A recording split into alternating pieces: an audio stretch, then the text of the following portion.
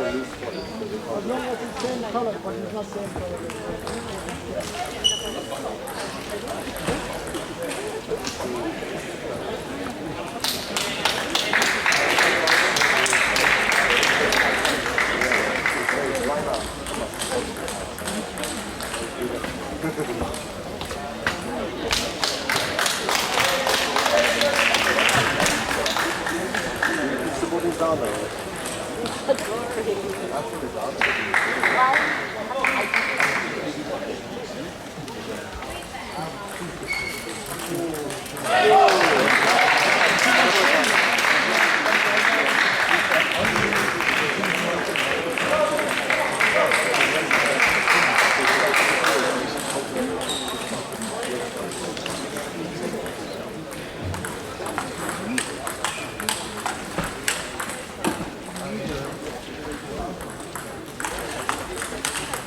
Whoa!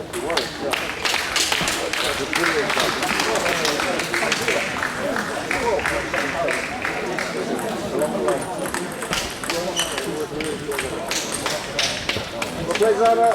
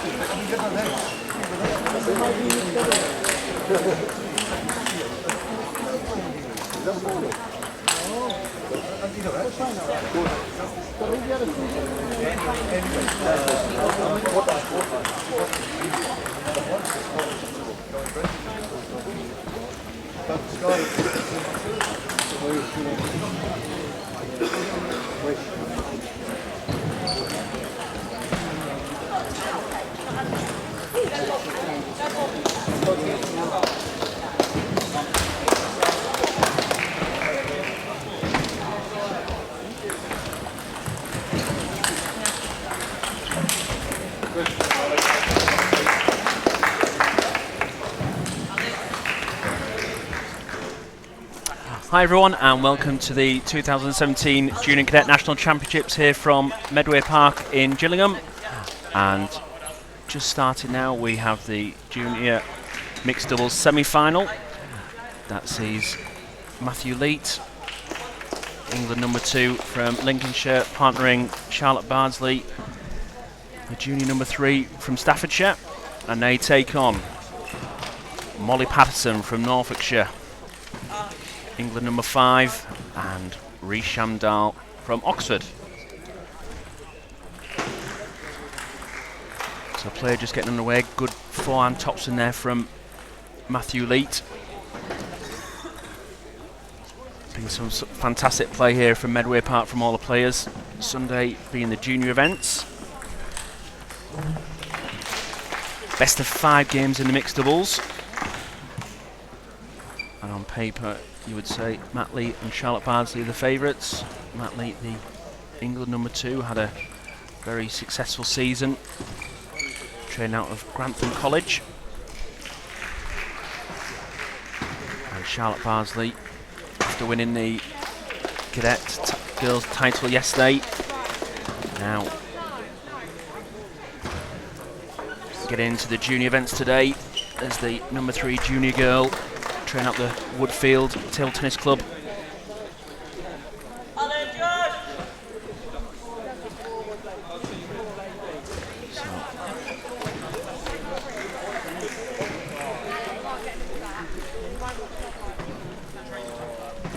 So the favourites starting to open up a lead in this first game, leading 7-4.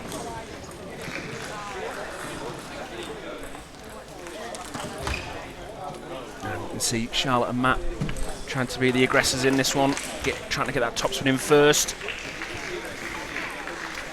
But Molly and Rhys, both players involved in the National Talent Academy at Aqua School in Pontefract. A bit more chance to practice together.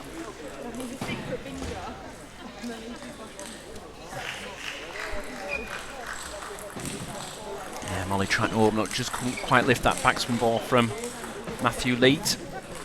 And Matt and Charlotte give themselves 5 game points here in game 1.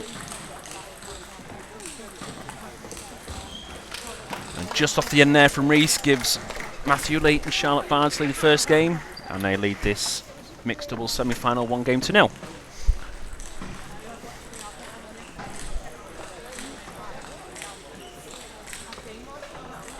So Matthew and Charlotte starting confident, getting that topspin in first. Molly and Reese trying to block and contain as much as they can, but need to try and stop that first attack from the favourites and really look to try and take the game to them. Both Matthew and Charlotte can be moved back from the table if you can put them under pressure. Not saying it's one thing, doing it's another. So Molly and Reese being coached by Vidal Graham, coach with the Greenhouse Project in London. Been involved with them coaching a long time, been with Greenhouse for nearly 11 years now. Has a wealth of experience and will be just giving us some good advice, quick high five, and their players making their way back to the table. So the second game is a dominant start by Matthew and Charlotte, but can Molly and Reese turn things round here in game 2?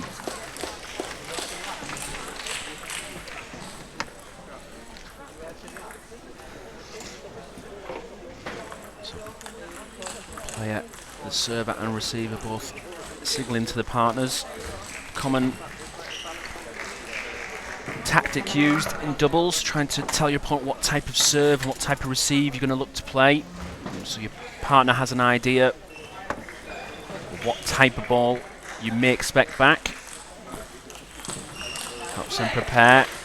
Oh, and that's a good start from the younger pair. Starting off with a topspin from Molly, and Reese following it up well. And we need to see more of that from the young pair. And that was an opportunity there, the serve coming longer, but Molly decided to push the ball back. Needs to look for that. Now there you can see the tactic though. Serve shorter, so Molly cleverly touching the ball back. Stop the attack from the opponents. And there, the serve the wrong side, so it gives an easy point away. Better back and tops in there from Reese. Molly took a time with the serve, got the receive back that Reese needed, and he can get that back and topspin in and pulls a point back. And there you can see Matt back from the table. It means he has to work a lot harder. He can play back from there, but you have more ground to cover, and especially in doubles with having to take alternate shots, much more difficult with the movement and harder to work cohesively with your partner.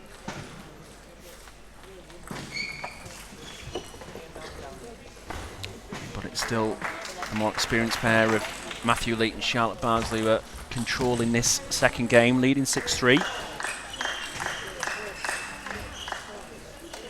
And they managed to get the topspin in from Molly and Reese. Matthew happy to just look for the small counter topspin, use the spin and speed on the ball.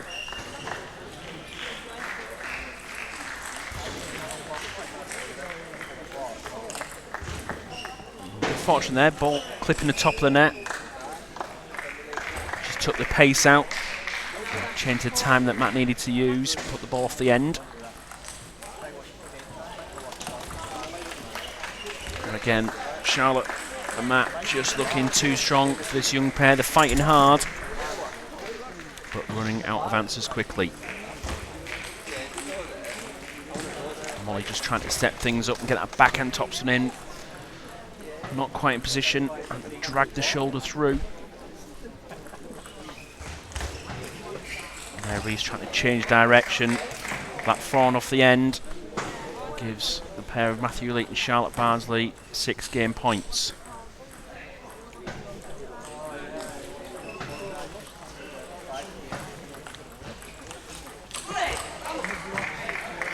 And there, that's more what they need to do.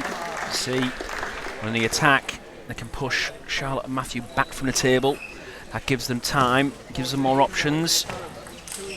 Oh, and that was a good receive from Reese, but the foreign off the end gives Matt and Charlotte the points, and they take that second game 11-5 and lead this semi-final.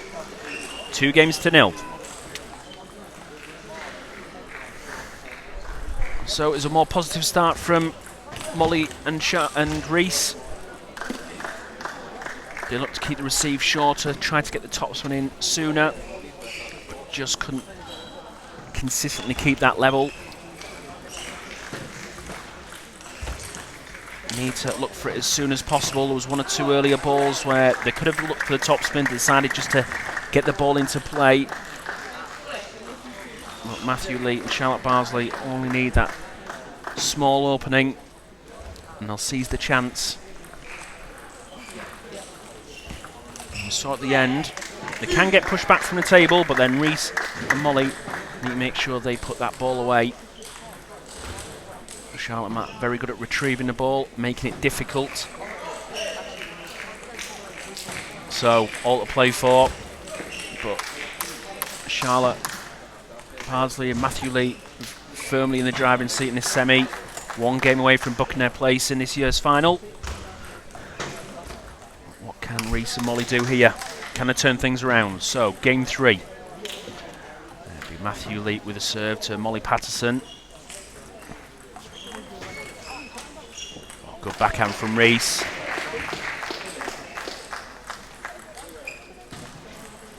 Early timing, quick action. Oh, a fault on the serve gives the young pair the perfect start.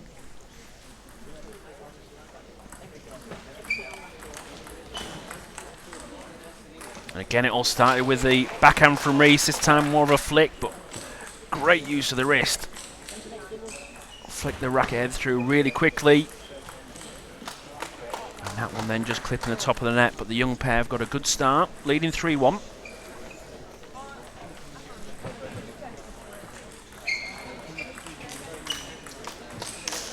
The ball just seemed to drop off Molly's bat there.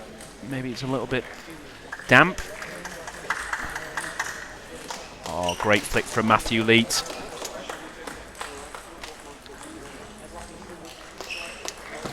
Forehand flick. Hard to see which direction he's going to go into. Only decided at the last second. And to error on the backhand there gets Matthew Lee and Charlotte Barnsley right back into this third game. But both sides, 1 or 2 unforced errors creeping in.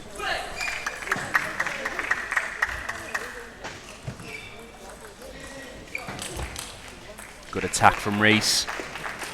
Reese really trying to step up things with the aggressive table tennis. Any opportunity looking for that topspin either side. And this time it was Molly getting in with the topspin. Reese just snatching that last ball. So all level at 5-all.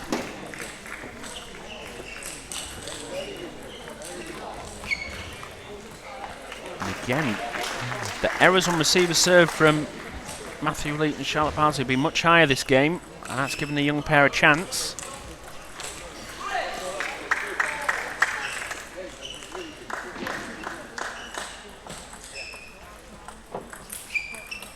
And the receiver's a little bit lucky from Charlotte, came off the edge of the bat. The young pair dealt with it well, Matthew Lee mistimes the forehand. And so the young pair of Molly Patterson and Reese Shamdal open up a 2-point lead. And Reese's aggressive players been much better this game, but they're just playing straight to the bat. Easy for the other pair to deal with.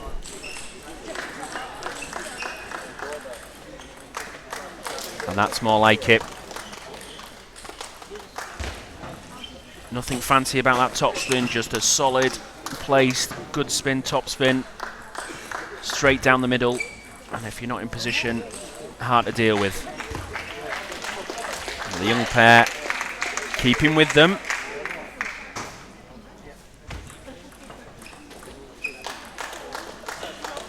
And again, the kind of the control side, that's where the errors have been coming in, with the short pushing or the long pushing sometimes.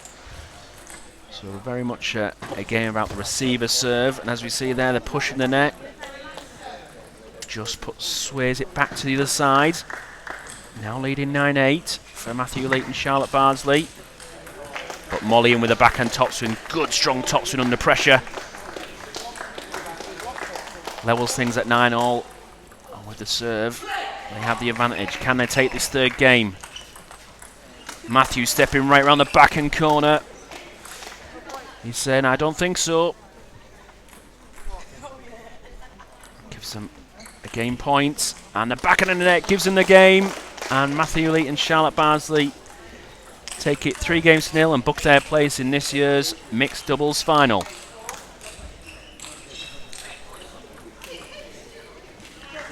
So a solid display from the pair of Matthew Lee and Charlotte Bardsley. Few errors on receive in the last end, but they saw it through. Molly and Reese trying to step things up, did well, kept with them in the last game. The other pair just a bit too strong and experienced for them, but it was a good display.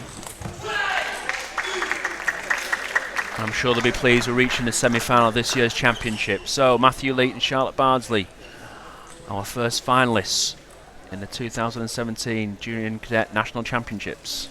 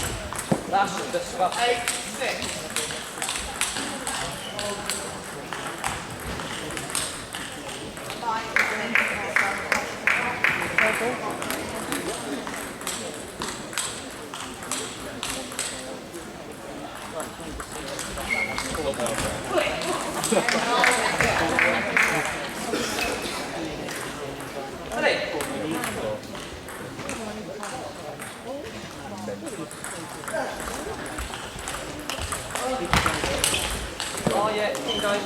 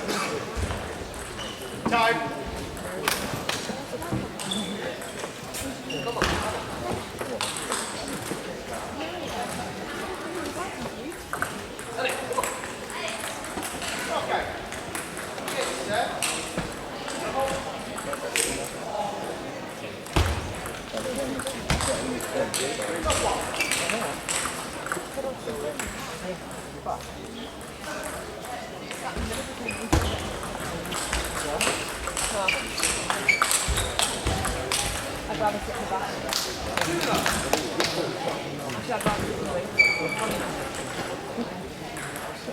Squeezing in between my two kids.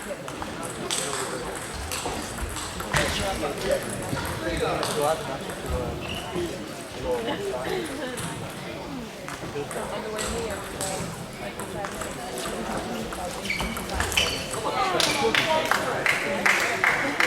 like I was literally like this in the middle. Couldn't breathe. Sat me back. That was funny.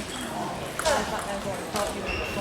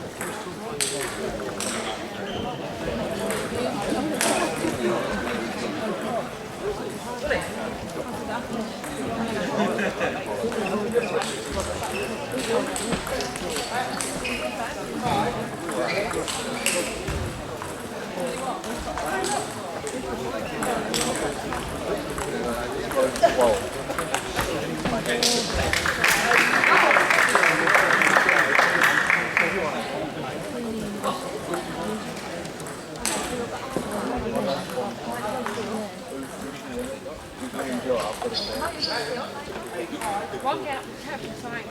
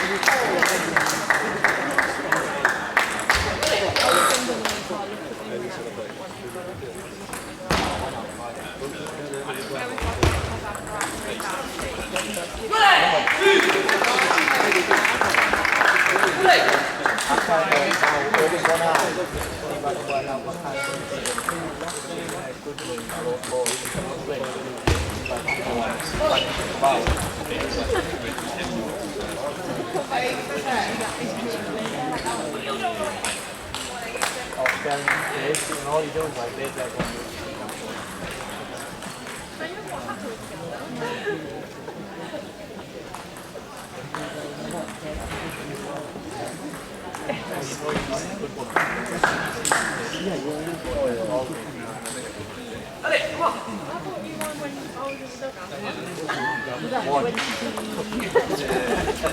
long ago was that?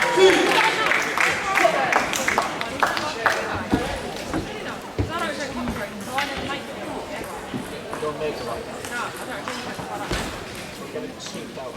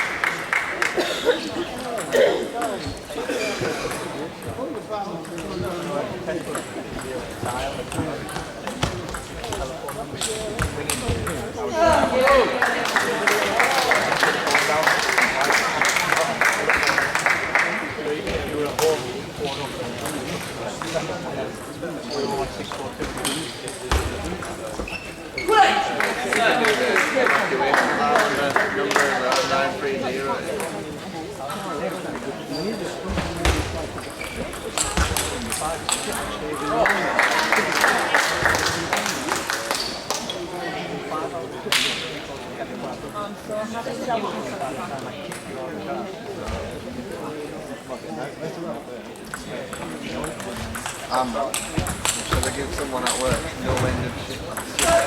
I will do. Then I get You know you are sharp.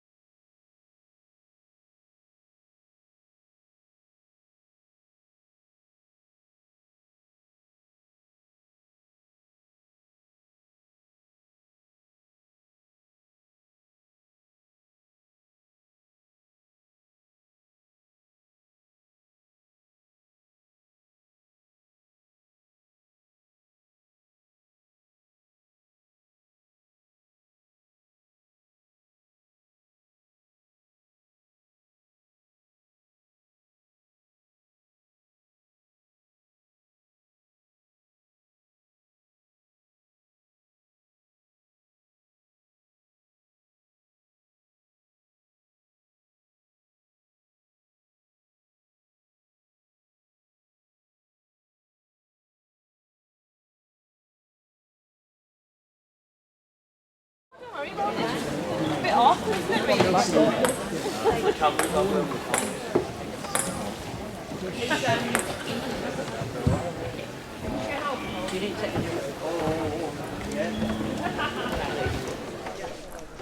Hello everyone and welcome back to the 2017 Junior Cadet National Championships here from Medway Park in Gillingham. And now we have our first finals of the day, which is the Junior Mixed Doubles, which sees the number 2 seeds of Matthew Leet and Charlotte Barnsley take on Denise Payette and James Smith.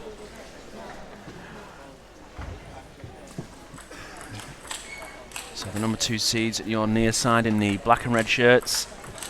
Matthew Leet from Lincolnshire, England number 2, partnering the England number 3 junior girl, Charlotte Barnsley, who yesterday was crowned the Cadet Girls Champion. Charlotte playing out the Woodfield Table Tennis Club from Staffordshire.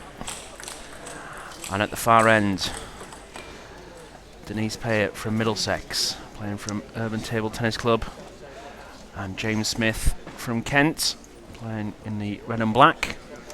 So best of 5.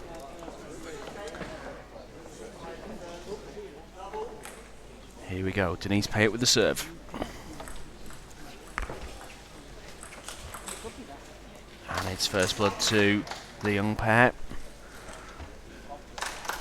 James Smith and Denise Payette, both players in their first year in the junior age category.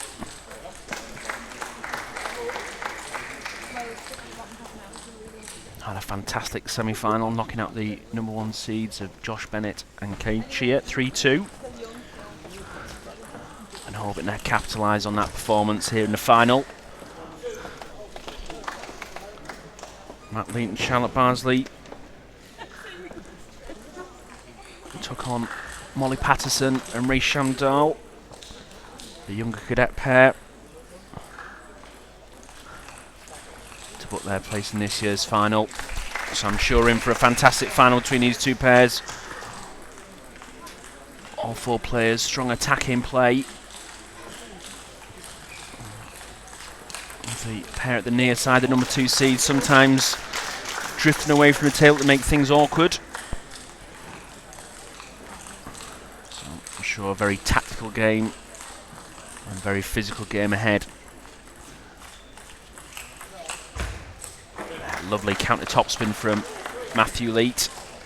Both sides will be looking for the chance to get in with the first attack, try and command the rally.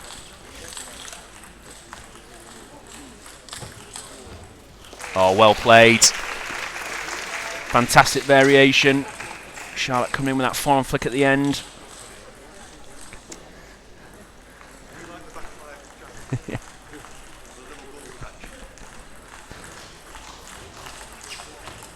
Oh, well picked up from James Smith there. Ball just coming half long, as we call it. The second mount's just off the edge of the table.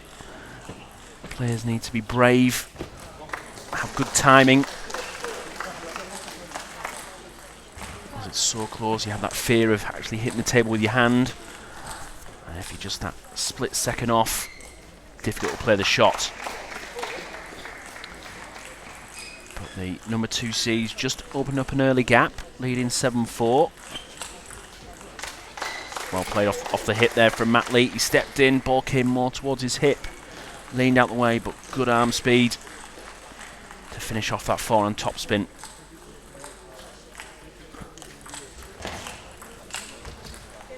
And that started from the serve there. Good disguise with the contact. No spin or float serve.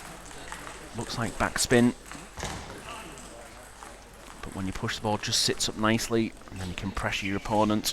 So watching that point of contact, really crucial on the serve. Now Matt Leet and Charlotte Barnsley leading 9-5 and have the serve.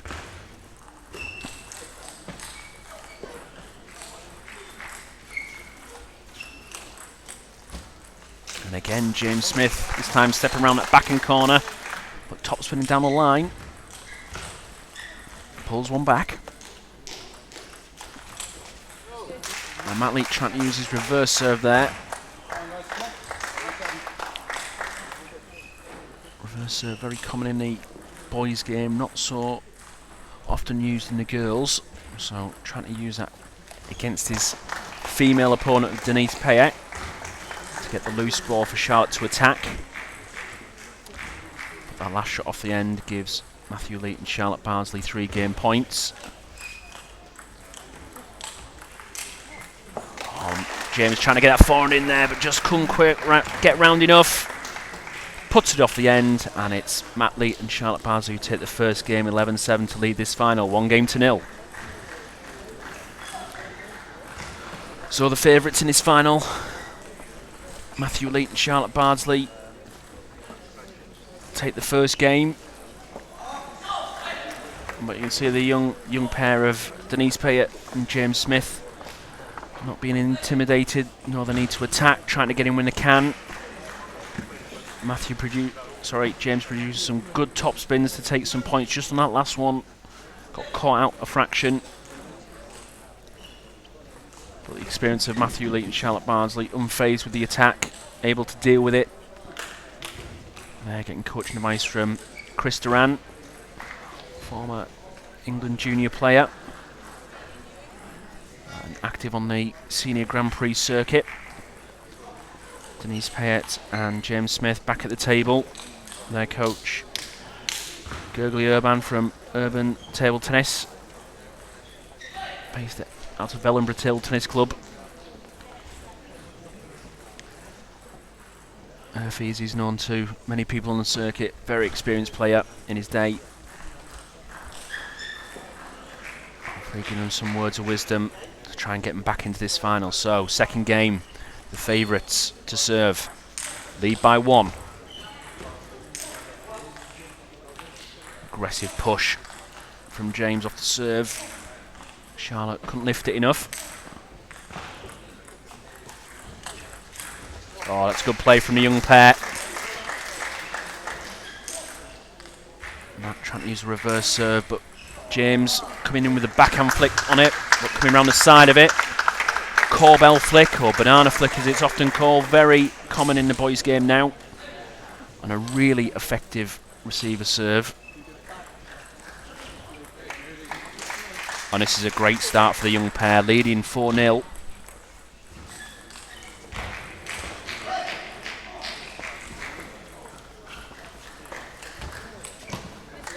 And it's a very much a different dynamic in this game now. The young pair taking a real command of this second game. Oh, good fade from Matt Leet. Just open up the wrist at the end. Ball swinging away wide to the backhand. Gets them 1 point into it, but still trail by 4.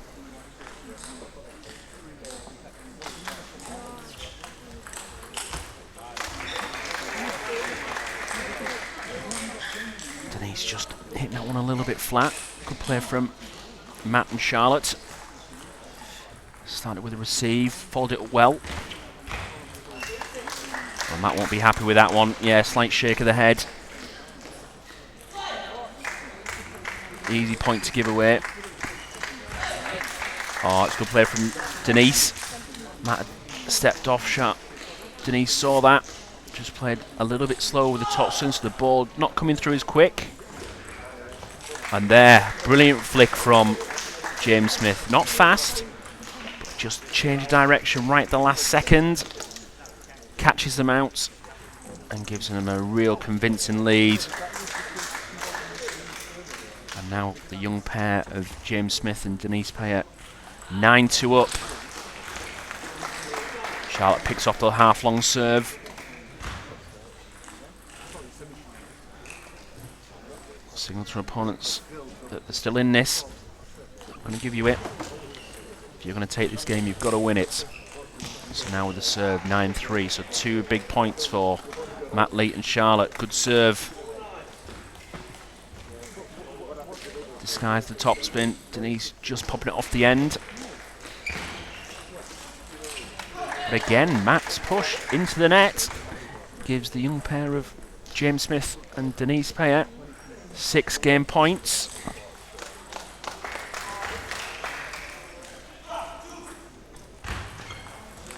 Need to make sure they keep the discipline and focus. Don't want to let this one slip away and let their opponents back in. Need to get it finished. And they've done it. So, the second game goes the way of the underdogs. James Smith and Denise Payette take the second game 11-5 and level this final at 1 game all. So, much better play from the young pair. Served well, received well. And really put the pressure on Matt and Charlotte. 1 or 2 unforced errors creeping from Matt. 2 pushes into the net. Gives 2 easy points away.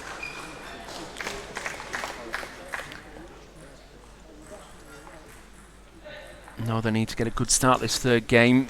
The young pair got a fantastic start, went 4-0 up, but then they were always playing catch-up after that.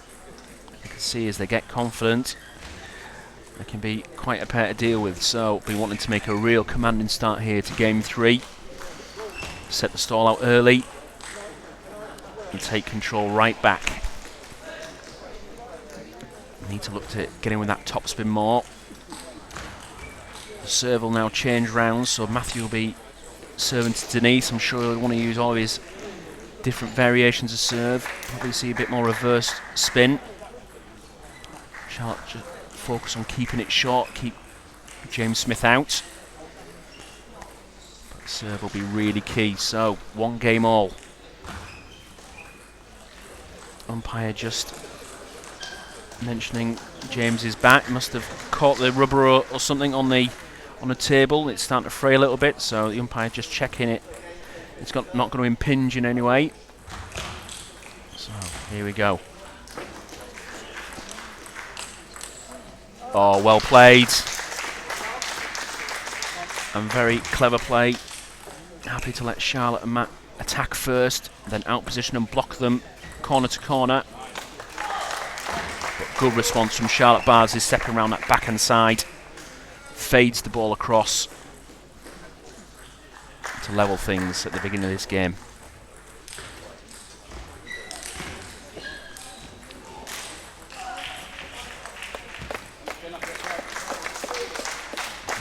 So not Charlotte just trying to find ways where they can get a weaker receive back, get that first topspin in, try and put the pressure on James and Denise. Oh, that's fantastic play. And it started with the receive there. Denise really aggressive with that push out wide the forehand. Charlotte having to go running after the ball to retrieve that. Made a cut across Matthew. And then after that, it was just trying to stay in the rally. And it was a great finish. And there, beautiful attacking play from the pair.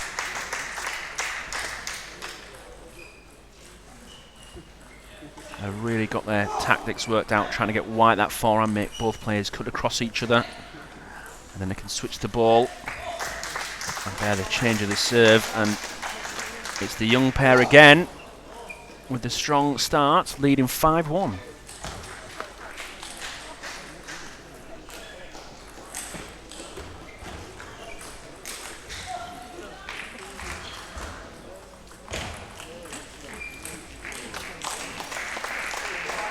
Picked off the half-long serve from Charlotte, but Matt was ready to block the ball, just played a bit too much to the bat. Need to try and get a wider angle. Oh, that's clever play from Matthew Leet. Come around the side of the ball and go chopping down on it as well. It's not just a case of putting it back, but there, just a straightforward push, and it goes in the net and gives one back.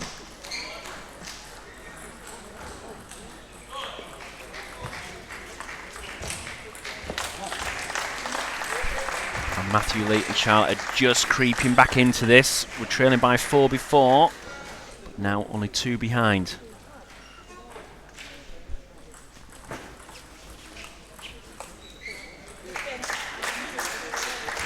Nice spinny topspin from James Smith.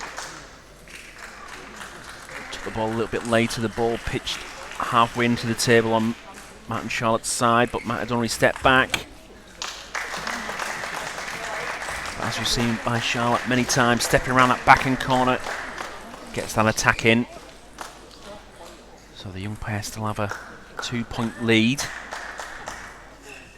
But now we're coming into the pressure points. They have the serve. Big point now.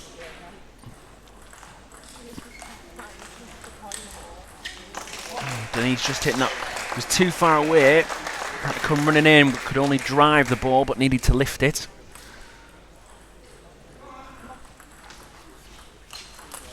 And there, James getting in with that topspin again. And not just taking some of the power off, but playing with real good spin, fine contact on the ball.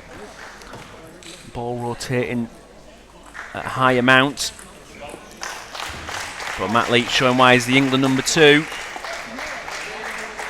Big, powerful backhand down the line to keep them in this third game. And that forehand from James Smith has been devastating. It's been a team effort, but it's allowed James to get that topspin in, and it's caused the other pair all sorts of problems. And there, great teamwork. James with the topspin, with Denise up close to the table, blocks the ball early. And now the young pair have 3 game points. Just hits the top of the net. Pushes the ball off the end. Players towel down, just need to regroup. Huge game for both pairs here.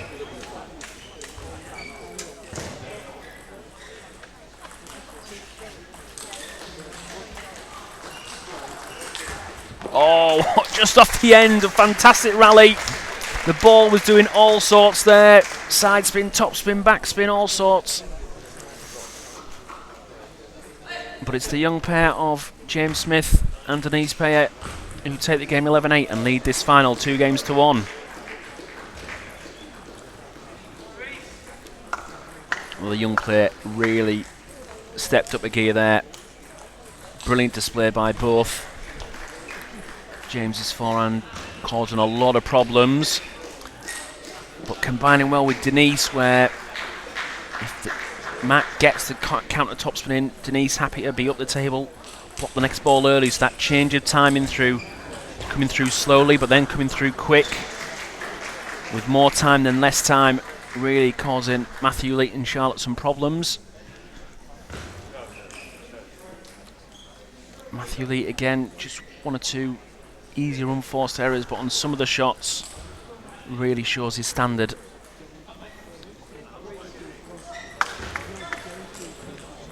But again, the young pair got a good start, and then the number 2 seeds were always playing catch up. So the young pair 1 game away from winning the championship. It's all about the start. So the number 2 seeds, Matthew Leach and Charlotte, have the serve. Need a good start here. Oh, Charlotte won't be happy with that. Wipes the bat, wasn't happy with the contact.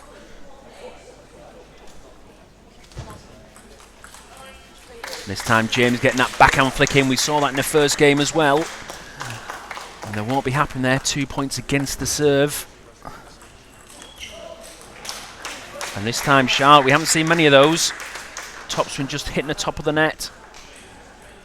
And timeout called by Chris Duran. Again, the young pair that got a brilliant start, leading 3-0. 2 of those against the serve. But Chris Duran, experienced, knows they need to stay in this game early on and get straight back in if they're going to have a chance. But as you see it, James Smith and Denise playing some fantastic table tennis. Not just in the way they're hitting the ball, but the tactics they're using as well. Seem really in tune with each other. And the number 2 seeds just need to think about this. Could run the risk of trying to do too much and take too much risk, but they've got to do something different. So make the way back to the table. Be the younger pair with the serve.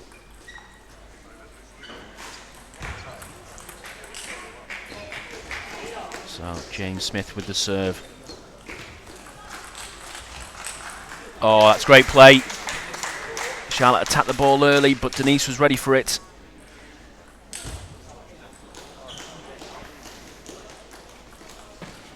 Oh, a bit lucky there. Serve came half long. Denise gets him with the form, but just touches the edge. And another point goes the young pair's way. And it's looking like an uphill struggle for the number 2 seeds. 6-0 down, 2-1 down.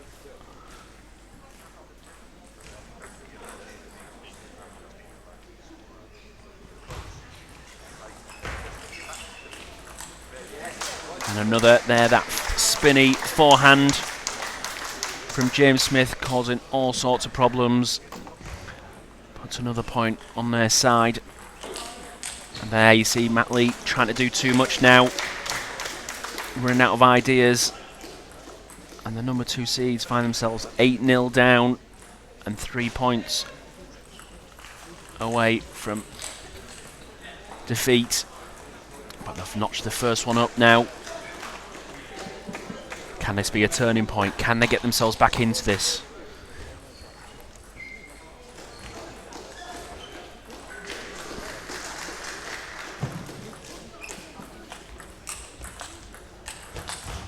Oh, good rally.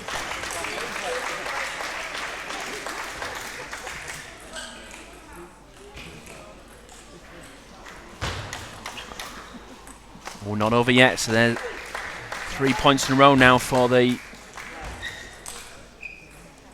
number 2 seeds, and timeout called. Well timed.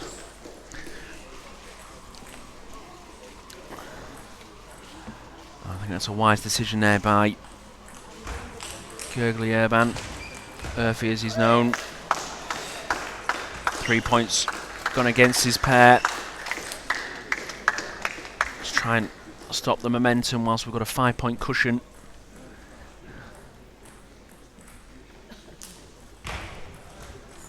So what will happen here? Denise, the number 1 junior girl, but only in the first year as a junior. And James Smith also in his first year as a junior as well. So still a relatively young pairing. And then the mixture of Matt Lee in his last year as a junior and Charlotte Bardsley, who's still a cadet. So a mixture of experiences in one sense, but inexperience in another. But that's a big point there. Sidespin, backspin, but deep into the half. Charlotte not expecting it to come through so far.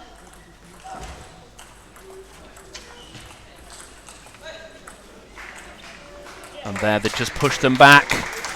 And so it's the pair of Denise Payet and James Smith who have 7 championship points. Oh, and that's a great shot to finish. Beautiful return. It was a great backhand from Matthew Leap, but James Smith dealt with it perfectly. And it's Denise Payet and James Smith who are the 2017 Junior Mixed Doubles Champions.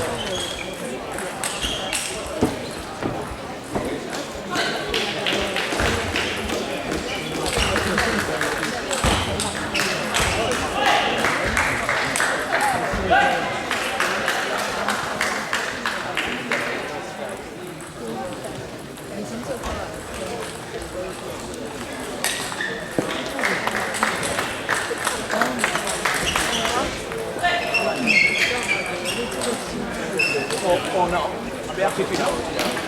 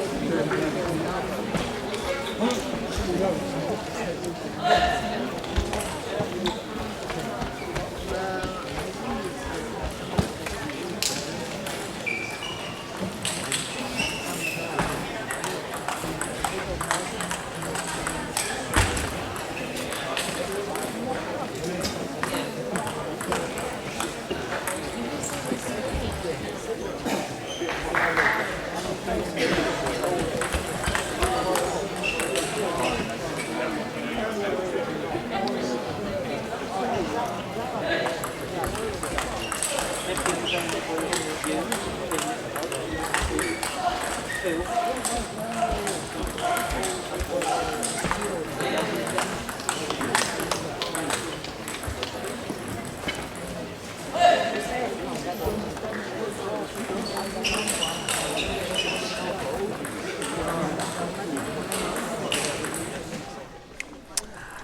everyone, and welcome back to the 2017 Junior Cadet Nationals here at the Medway Park in Gillingham. And next on the live stream we have the Junior Girls semi-final between Zana Hall of Middlesex and Charlotte Bardsley from Staffordshire at the near side. And they take on Gory Doohan from Yorkshire and Molly Patterson from Norfolk.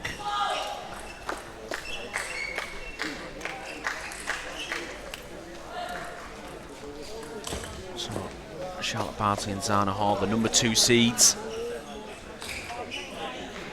taking on the number 3 seeds of Doohan and Patterson.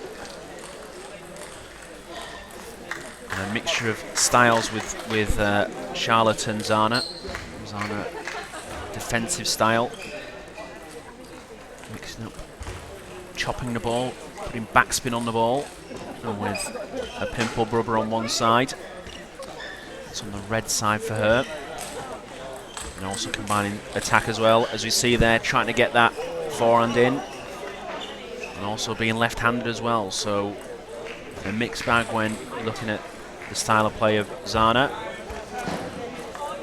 coupled with the attacking play of Charlotte Bardsley. Nico Caltabiano just giving a slight warning there about the serve, making sure to throw the ball up high enough and straight enough.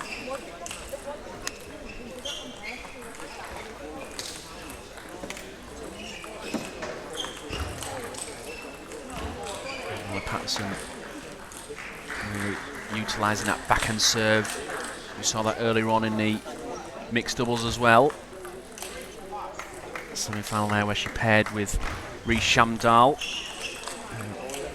one of her teammates at the National Talent Academy.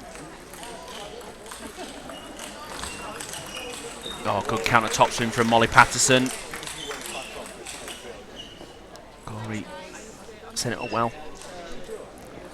And then well followed up by Molly Patterson. And it's the number 3 seeds who open up an early lead at 6-4.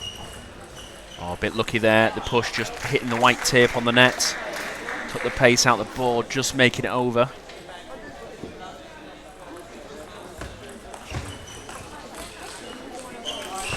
Charlotte stepped in a bit too soon for my liking.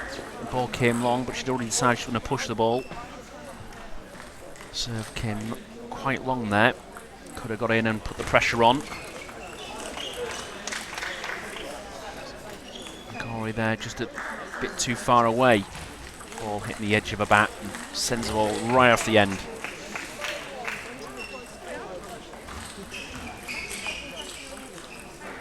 That's better from Gory Doohan. Just nicely placed topspin just down the middle. I think for the number 3 seeds that needs to be a point of initial attack. Getting down the middle of the table. The movement of Charlotte Bardsley and Zana Hall isn't quite right. You can have all sorts of difficulties, however, they can change the timing well. Charlotte up at the table, Zana a little bit further off.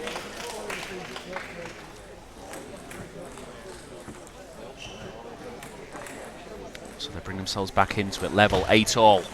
Zana with the serve. Good serve, coming around the side, reverse spin and back spin. Gory trying to touch it short, didn't quite do enough. And this time, Gory being fortunate, the ball just clipping off the top of the net. Trying to retrieve it back, but sits the ball up. And we're 9-all.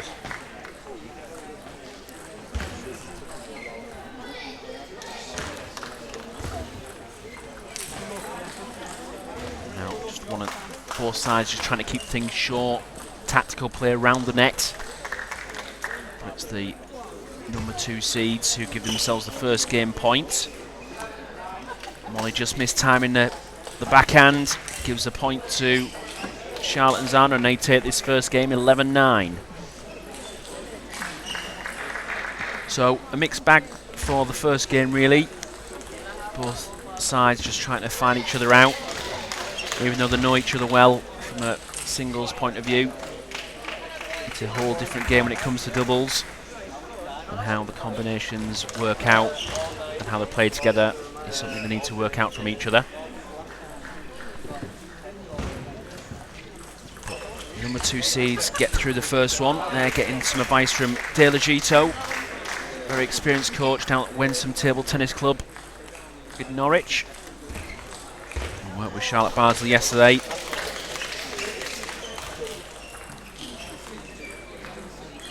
Lots of knowledge and experience.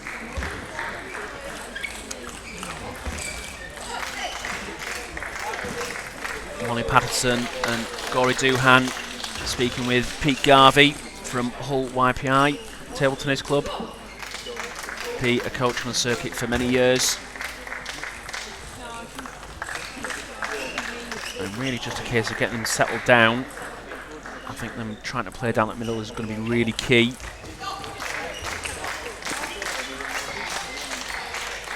First topspin in. And they just need to be ready to follow it up. There's going to be a lot of mixture of pace.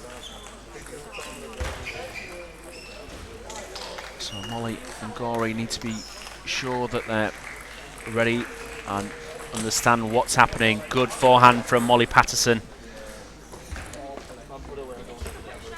Took the ball early, didn't wait for it to kick through. And they need to do that more. Oh, they're getting well picked up. The ball was kept nice and tight there from both sides. Molly just picking up the loose one. Took good care with it as well. Oh, Charlotte not happy there. Serving off. And now the number 3 seeds open up an initial lead at 3-1.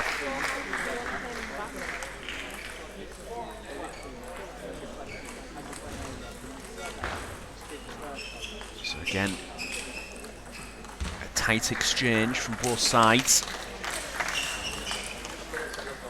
You can see that the number 3 seeds trying to find ways that they can get in with the attack first. Just need to make sure they clear what spin's happening with the ball. Zana's using her long pimples. He's going to give more or less spin to generate back to them. And if you're not clear on what's happening with the ball, it can cause you all sorts of problems.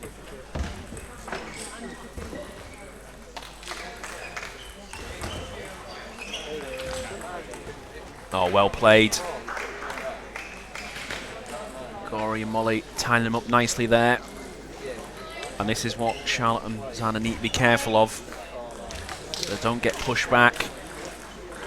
It needs to be Zana slightly back, but Charlotte up at the table.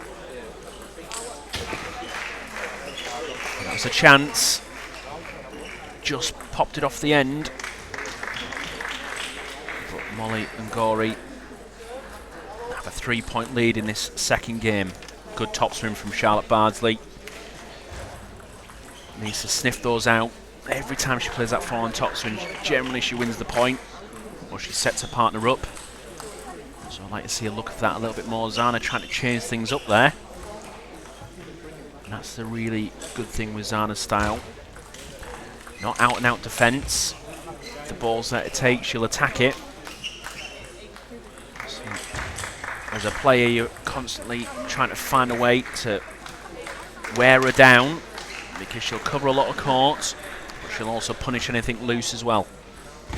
So a difficult style to play against, but the pair of Gory Doohan and Molly Patterson dealing with it nicely. And lead 8-4 in his second game. Good topspin from Molly. This time going wide at the backhand, so that Molly moved more to the middle. So good awareness from Molly Patterson. Saw the gap. Placed it nicely, gives them another point on their side. And that ball off the end gives Gory Doohan and Molly Patterson 6 game points here in game 2.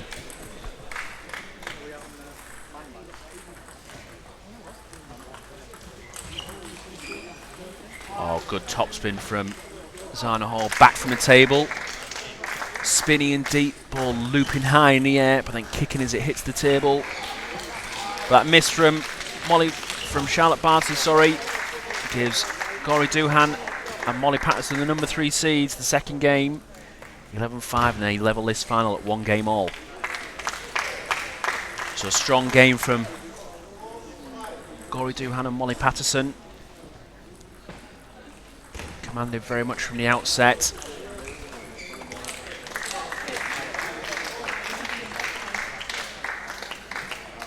Combined serve well, and how they followed it up.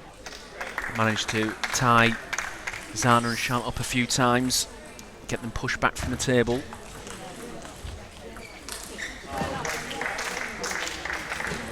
Zana and Charlotte just need to be a bit more clear on what they're going to do and how they're going to play this. Charlotte, when she gets that forehand topspin in, as I said before, generally winning the point or setting her partner up. I think she needs to stay closer with Zana, just slightly off the table, where she can combine what she does. And that change of timing, change of spin would be very difficult to deal with. They're getting opportunities to attack a serve, and Charlotte really needs to take those on. But we'll see here, game 3, huge game in this girls' semi-final.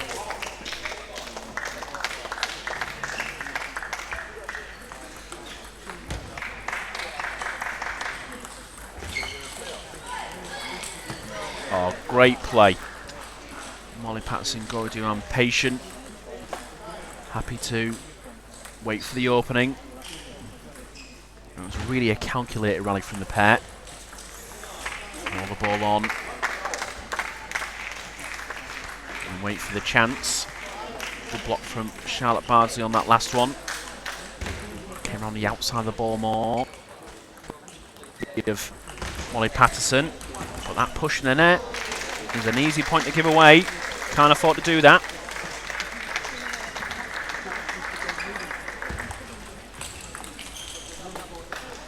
And that's where this pair, the number 2 seeds, can be really, really devastating. Charlotte topsing up at the table, Zana topsing away from the table. And even though it's the same spin, the ball's doing different things. Sometimes coming through quicker, sometimes hitting the ball then skidding and kicking up. Difficult to play against. And that's what I like to see from this number 2 seeded pair. Real clever use of spin and position.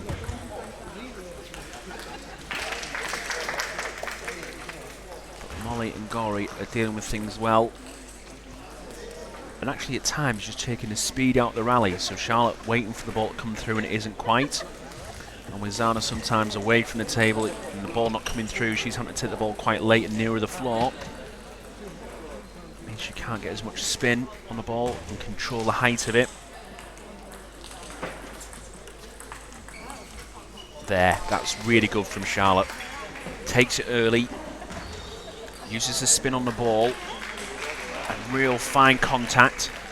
Actually gives some of the spin back so the ball comes through awkwardly. And there, that forehand again. Gets that forehand in. Wins the point. So, number 2 seeds open up a lead. Lead 6-3, have 1 serve left. They were just a bit lucky there. Charlotte got the forehand in. The forehand coming back, just touching the top of the net.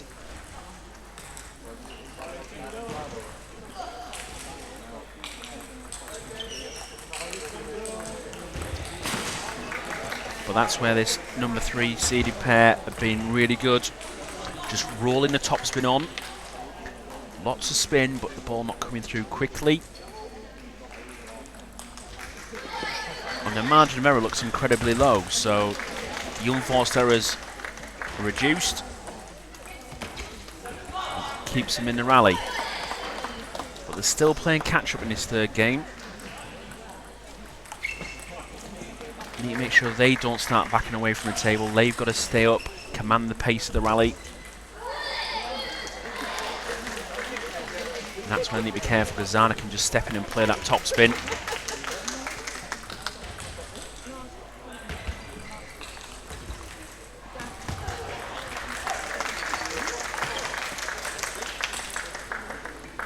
Zana and Charlotte on the attack massively there. I think Molly missed an opportunity earlier on. The serve came through longer. Needs to attack those.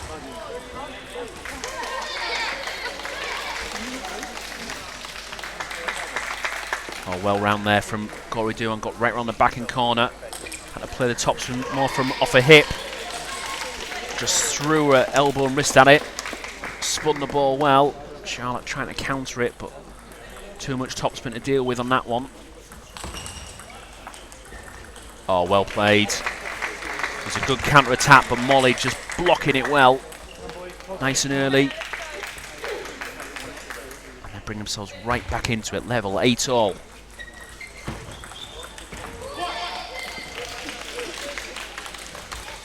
Oh, that was a chance. They constructed it well. Topspin push.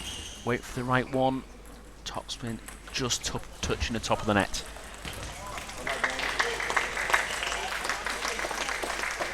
And again, Molly looking for the counter topspin. Charlotte with that foreign topspin. Winning the point. Forcing the error. And it gives them 2 game points.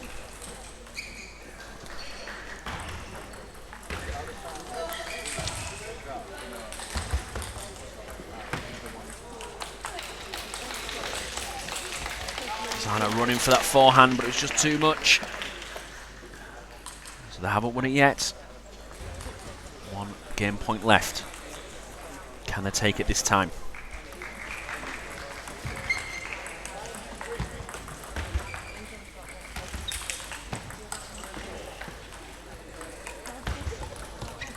Good rally to finish. Levels it 10-all. There's a real tactical rally there. And Gory just played the simplest of backhands, just had to get the ball on the table and levels things. Molly there, desperate to get that topspin in. She knows she needs to look for it. Just needs to remember that, keep that spin on the ball, not so much about the speed and the power. The spin is key. Well, that ball off the end there gives the point to Charlotte and Zana, and they take the 3rd game 12-10 and lead this semi-final 2-1. So a strong game by both sides. Charlotte, for me, whenever she gets that foreign topspin in, 9 times out of 10 wins the point. Not necessarily by hitting and past her opponent, just cause them lots of problems, forces them to miss time, miss hit. So she can look for that topspin at every opportunity. She gives her and her partner a real chance. Zana trying to mix things up. And what I like in that game is towards the end, especially the second half, playing how I thought they should play. Charlotte a little bit closer, Zana mixing up between being further away and then a bit closer. Looking for the topspin as well as the chop.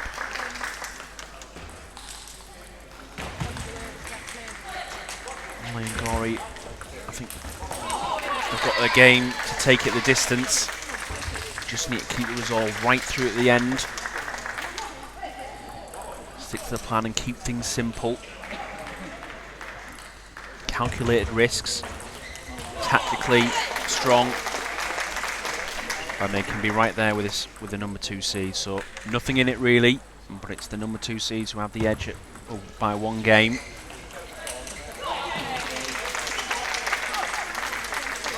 That was a chance there for Charlotte. A tentative push from Molly. Ball was sat up and a rare miss from Charlotte.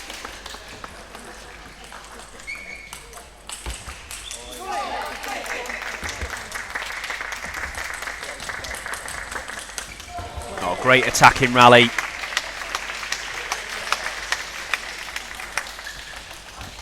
Charlotte and Zana look like they were just trying to step things up a little bit.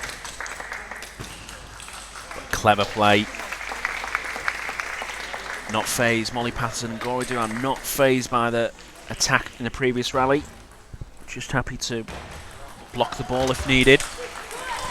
Get them tied up over on the forehand. Switch it with a block.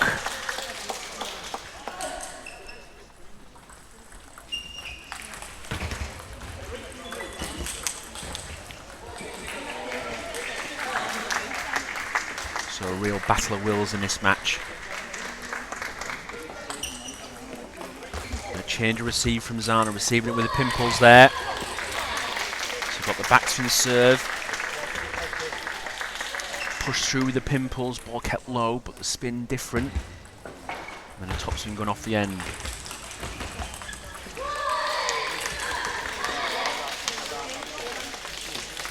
And again, when Gory and Molly playing that topspin with just more spin, less pace, it's really causing Charlotte and Zana a lot of problems.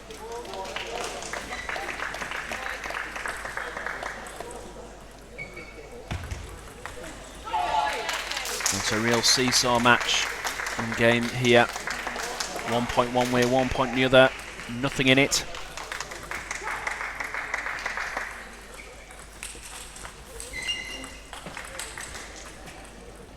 Oh, lucky there. Molly played a nice backhand.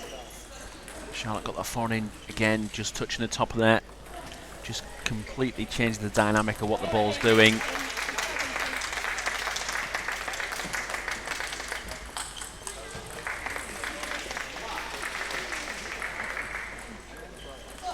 So now we're coming into the crucial points in the game. Literally neck and neck. And after trailing by 2, pull 2 back, and we're level at 6-all. That was a real good backhand from Molly Patterson. Normally tending to go cross court there, down the line. Caught her opponents out. So that change direction where she plays that top spin, I think will be key. Disappointed with that one, and I understand why. She knows the ball was there for the taking. So it's who can hold their nerve, who can be strong. Great forehand. Molly stepping things up. The 2 seeds know they're only 4 points away from booking a place in a final. I'm sure Gowrie and Molly, I've got something to say about that. As you can see there, Molly stepping round, gets that forehand in. Good energy on court.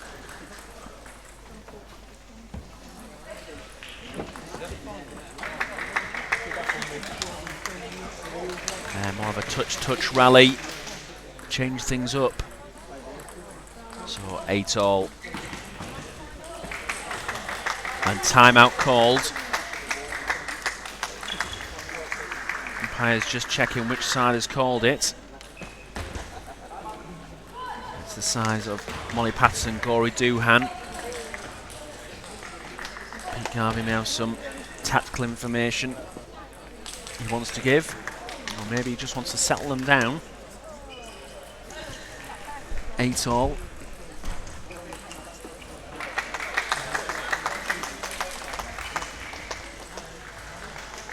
What can they do here? Maybe it's a case of settling them down in these pressure points.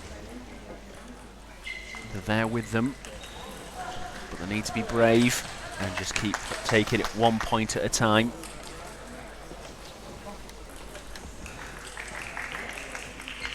Charlotte and Zana will be wanting to use their experience, causing problems, force them to try and do too much.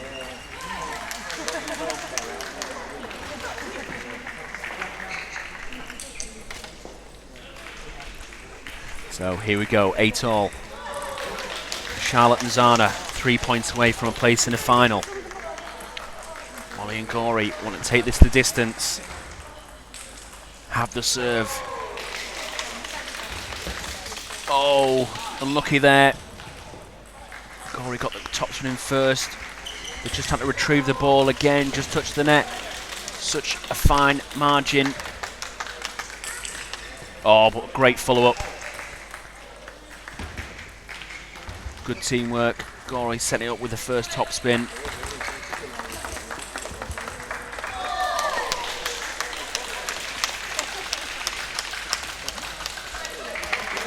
This time they're changing it up. Zana getting a topspin in. Again, she just topspins it. More spin, deep. Ball looping through the air. Gives himself game point.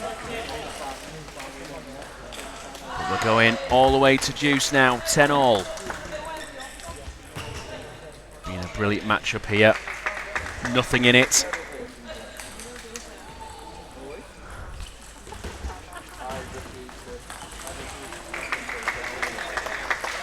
Good rally. Molly and Gory threw everything at it. Just that last ball coming back. Play with a bit more topspin. So it wasn't just a case of putting the ball on, need to get over it more. And Charlotte and Zana giving themselves another match point. That push in the net, Charlotte not happy. A straightforward push for her. Goes in the net, levels things at 11-all.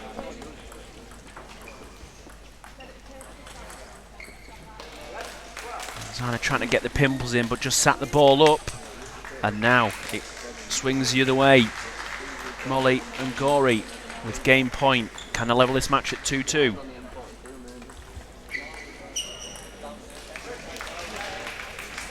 Yes, they can. Push off the end.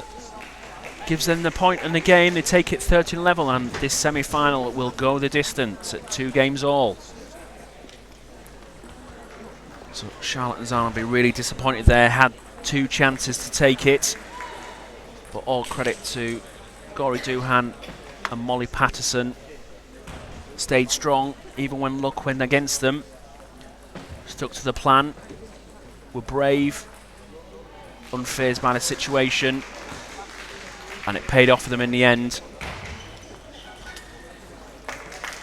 So it's all to play for. It's now a race to the finish.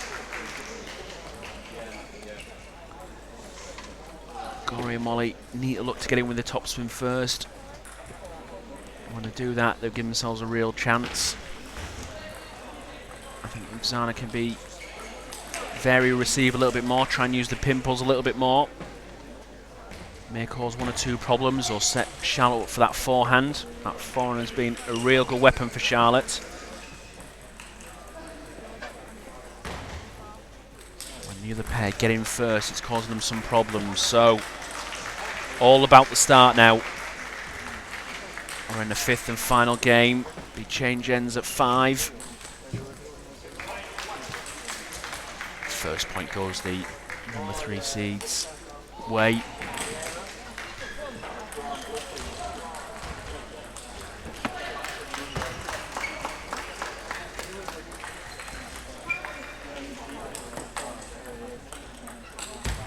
Oh, well played.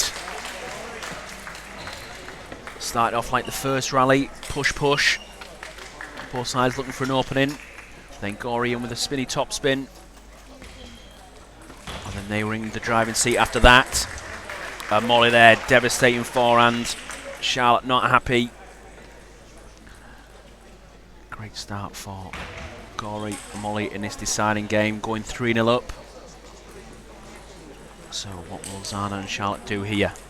Need to turn things around quickly.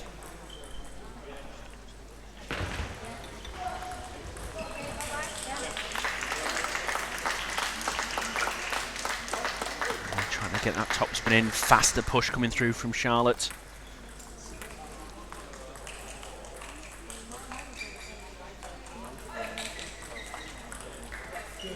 This time Zana getting a top spin in. Gory reaching with the forehand block. And they're just creeping back into this one.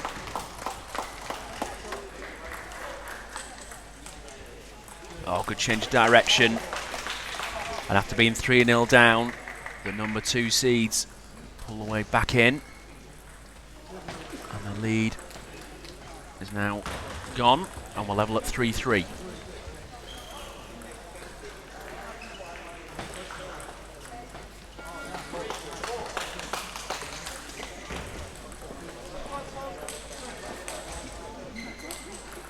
Discussion about what serve to do between Molly and Gory. Every point absolutely crucial. And Charlotte just wondering what's happened there. Ball seemed to drop off. Maybe her bat was a little bit damp. Ball can't grip then, and the ball just drops off the bat.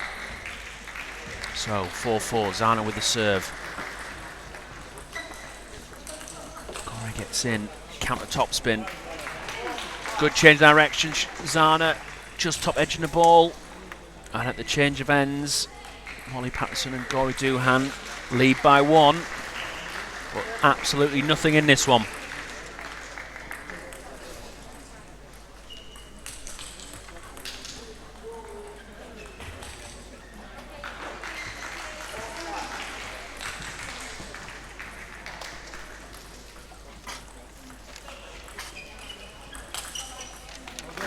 That was a chance. Gory did well play that topspin nicely down the middle. Molly couldn't quite get around enough to follow it up. There, that push was a little bit more aggressive, more backspin on, harder to lift. And now it swings the other way. And Charlotte Bardsley and Zana Hall have got the lead back.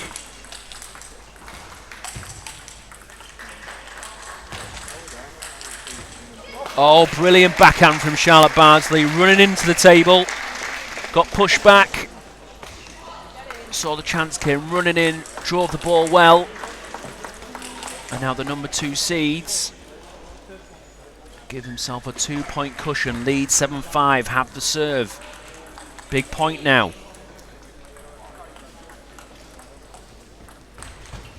Oh, that was a chance. Kazana got a bit of good fortune.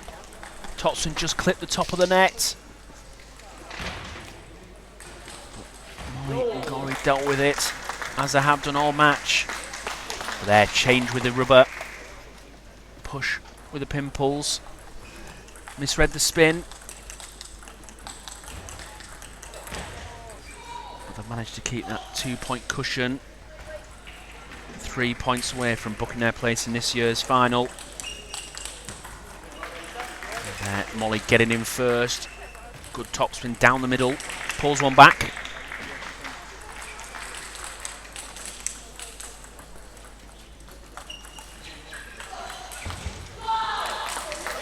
Oh, it was a chance. Gory play with more topspin. Zana chop with the pin pulls. So all that spin coming back. Comes back as backspin, and Molly just misreading the amount on it.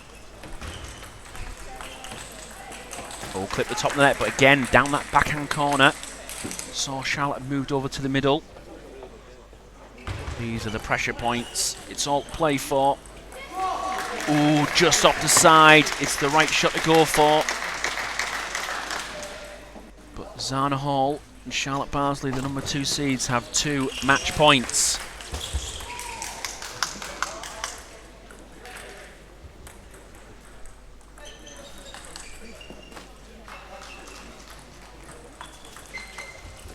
And they pull one back. Gory throwing everything to that top spin, making sure it's spinny down the middle on the table. 1 match point saved. Can they take it to deuce? Yes, they can. Zana trying to get the pin pulls in. So 10-all. 1 serve each. Need to win by 2. Who can be brave?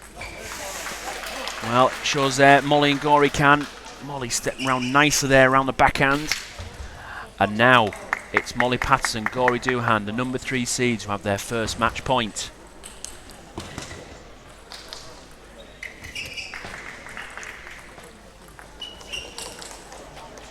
And they've done it. Fantastic play from Molly Patterson and Gory Doohan. Serve well, ball sits up.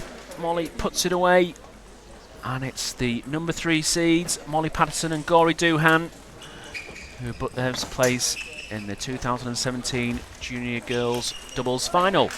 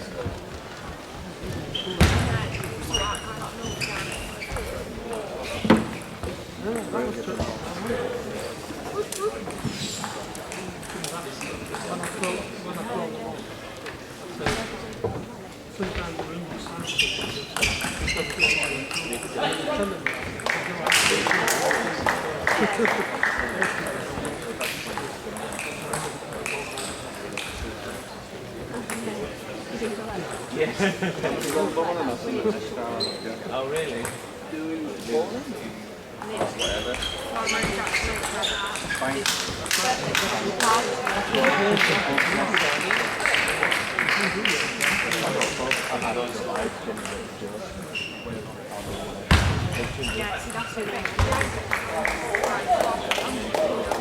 Yeah, see that. Don't you want to ask you what you want to do on that light? Like,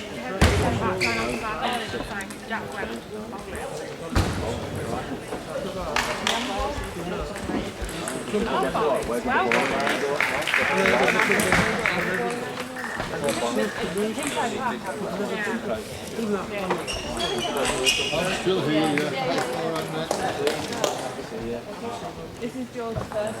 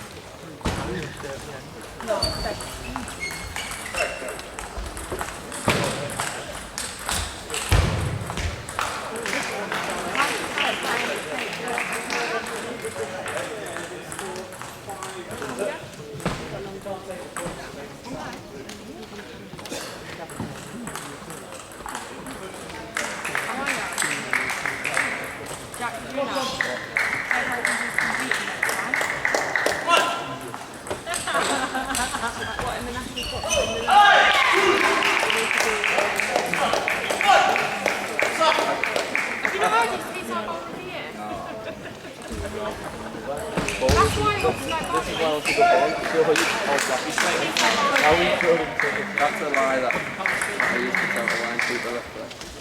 So you have to put them down.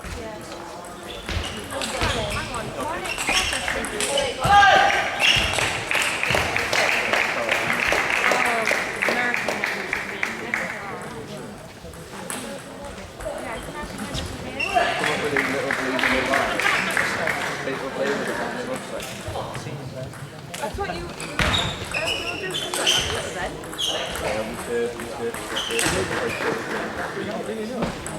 That's right.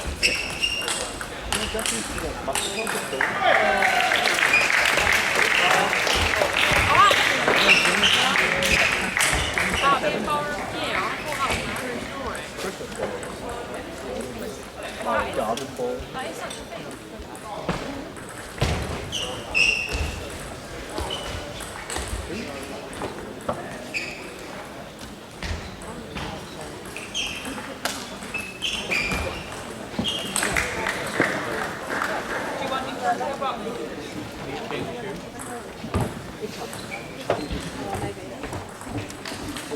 What we got on for you?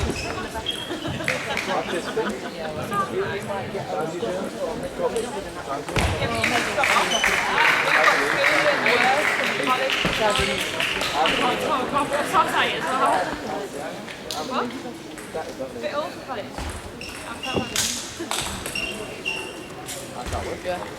I'm a bit old for college as well.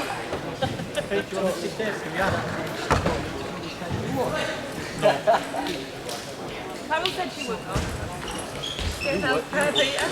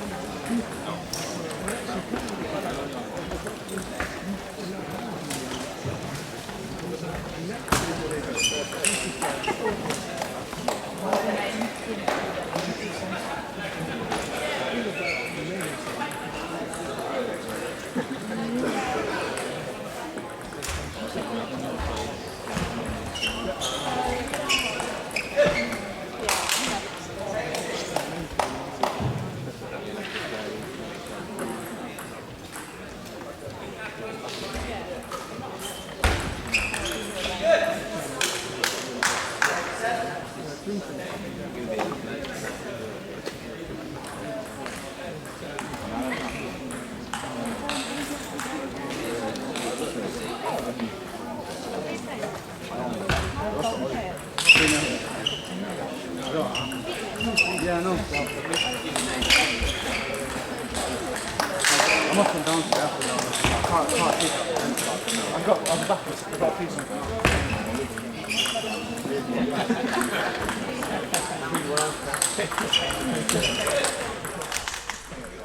Hi everyone and welcome back to the 2017 Junior Cadet National Championships here from Medway Park in Gillingham. And now we have the girls junior doubles final between the number 1 seeds Denise Payette from Middlesex and Kate Cheer from Sussex at the far end in the red and black. And they take on the number 3 seeds Gori Doohan from Hull in Yorkshire. And she pairs up with Molly Patterson from Norfolk. I've just seen the number 3 seeds have a brilliant win over the number 2 seeds of Charlotte Barnsley and Zana Hall. Combined really well. Now taking on the number 1 seeds and a very seasoned pair in the art. Denise Payette and Kate Cheer played doubles for many years through the various youth ranks and been very successful. 2 good attacking players. So the 1 seed's obviously the favourite, but we saw the performance of the other 2 was very strong. And as you can see there, that's why they're in the final. Good topspin from Molly Patterson to take the first point.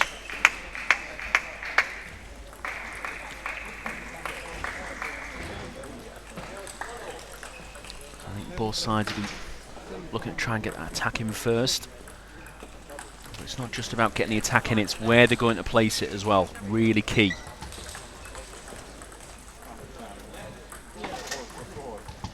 And Kate probably looking to play with more power.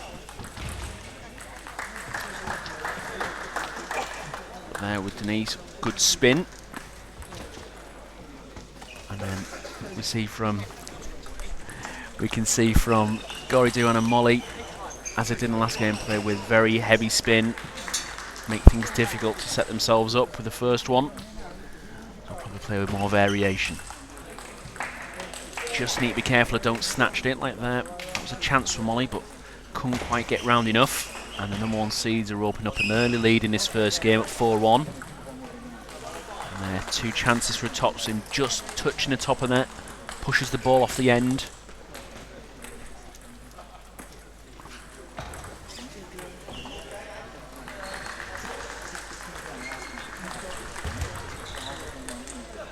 That was a well taken backhand from Molly Patterson. Gorey set it up well. That spinny forehand as we saw in the semi-final. And then Molly just stepping over to the backhand. Misses the serve there, so it helps the number 1 seeds keep the lead. See there, Kate trying to get that forehand in, just a bit late on it.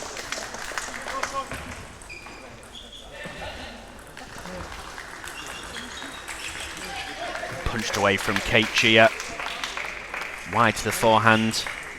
And the number 1 seeds lead 7-3 in this first game.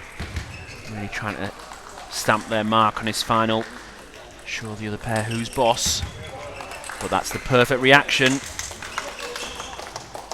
Oh, he just needs to remember to play that little bit of feeling and contact on the topspin. Not hit the ball too flat. When she does that, she can be really, really dangerous. And the number 3 seeds pull 2 back.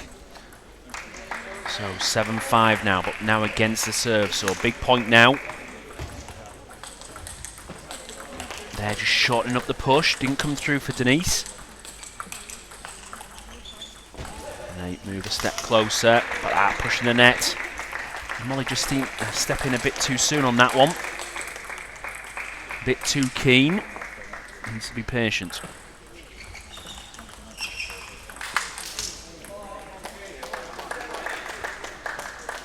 And that's where Molly and Gorey have been really clever in their last match, combining topspin and sometimes happy to control the ball when they need to.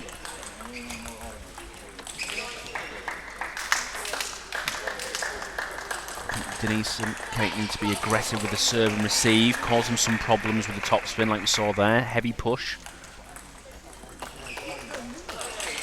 And that way they can get the looser ball.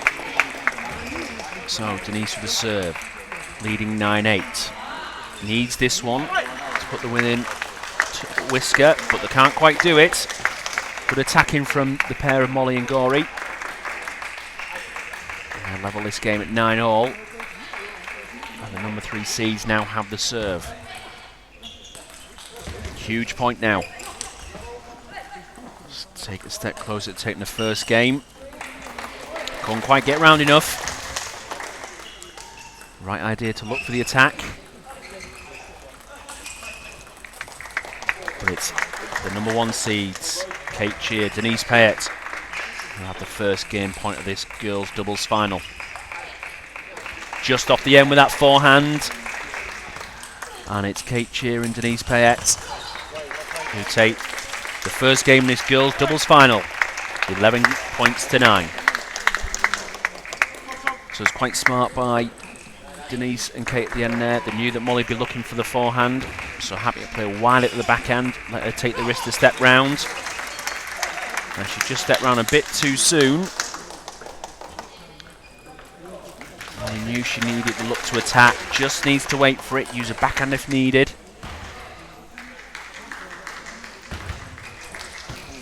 That's just a little bit of experience really. So the number 3 seeds didn't play a bad game there. Cause them some problems when they can get in with the attack first, as they did in the semi-final. They can control the rally very well.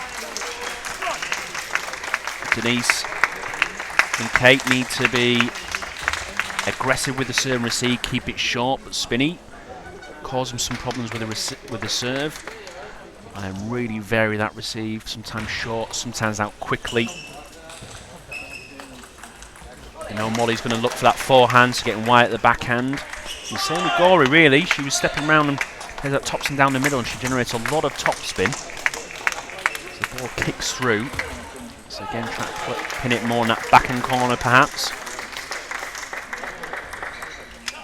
Just tease them with a half long and see if they'll make some mistakes. So here we go, game 2. Nice open up from Denise, but then Kate too far away to capitalise on it.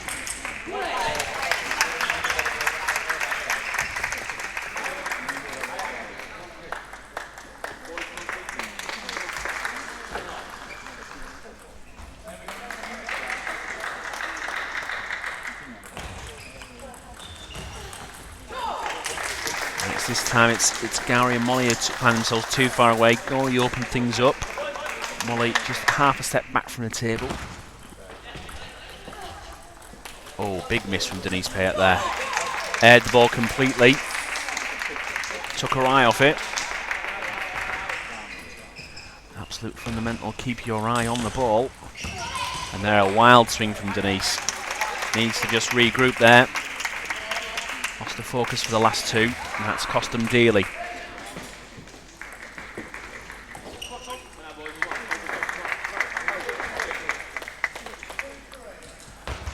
Molly still looking to be positive, but I think sometimes just moving too soon. Needs to just wait half a second longer, get herself in the right place, and she can get that forehand in and cause them problems. If you move too soon, it's slightly different. Difficult to adapt after that.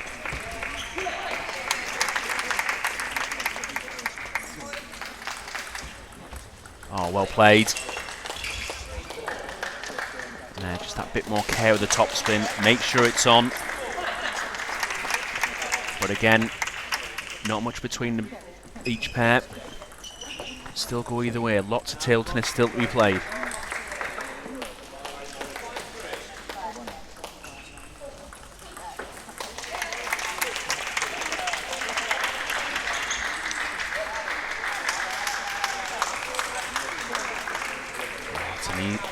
Unforced error there from Kate Chia. Serve from Molly sat a bit higher, but had good spin on it. And she's used that backhand serve well. Oh, but a bit fortunate there. Go down the backhand side, just clipping the edge. Make sure that the gap doesn't get any bigger than 2 points.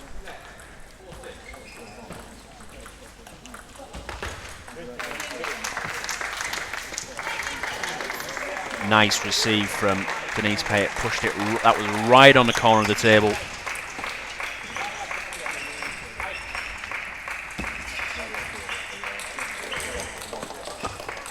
This time, heavy spin, high, Molly trying to take it top of the bounce, but because the ball was higher, couldn't get over it. And they bring themselves back into this final, level 6-all.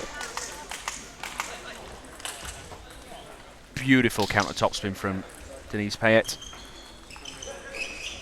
Early timing, accelerating over the ball.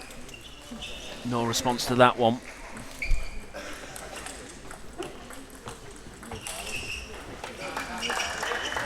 And now it's swinging the other way. Number 1 seeds now have the 2-point lead.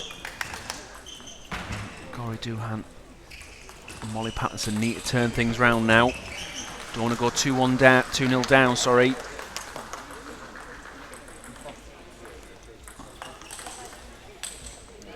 Oh, well played. A tight exchange from both pairs. And then just rolls it up. Kate back from the table.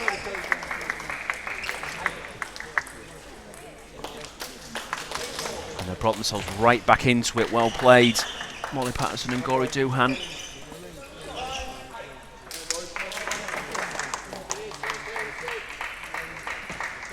So 8-all with the serve. Big point now.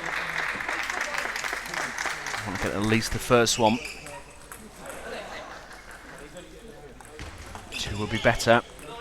There's 1. Kate Chiranoi with herself there. Can they take another and give themselves 2 game points? No, not yet. Deep push from Kate Chia. Forces the error. And it's 9-all, but they have the serve. They have the advantage. Good serve, great follow-up. Less backspin on that serve. Ball sat up nicely. Denise happy to take it. Gives herself game points. And there's that counter topspin again from Denise Payette. They take the game 11-9 and they lead this girls' doubles final 2-0. So again, absolutely nothing in it, but just when it counted, the experience of Denise Payette and Kate Shear coming through. And despite being 2 points down at 8-6, sorry, 2 points ahead, and the other pair battling back, and they kept the resolve. And were just that little bit smarter towards the end when they needed to be. So, Denise Payette and Kate Shear lead 2-0. And are 1 game away from taking the 2017 medal and be crowned champions in the junior girls doubles yet again. Already back at the table. Pete Garvey giving last words of advice to Gory and Molly. And to be fair to Gory and Molly, they haven't done anything wrong, just a little bit of experience at the key points, perhaps. But they've competed really hard and pushed these number one seeds all the way. And there's a slight change in what the ball did. Molly just managed to react at the last second.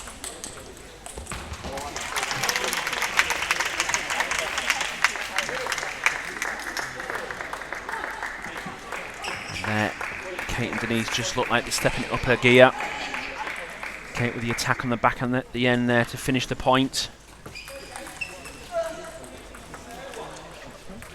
And I think that's where Molly and Gory could do some damage around the net, keeping things tight. Look for the opening play with spin. And again, the number 3 seeds open up the early initial lead, but we've seen this before.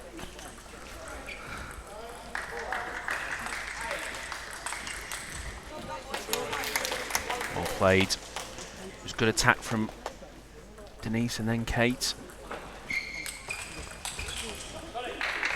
The other pair happy to block it and wait for the opportunity, causing problems, outposition them. And the pair of Molly Patterson and Gory Duhan now just open up the lead, 5-1.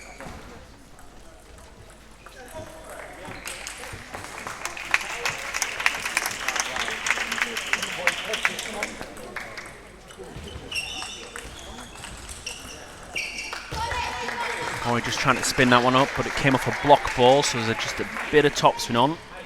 Need to try and get over that one on a topspin.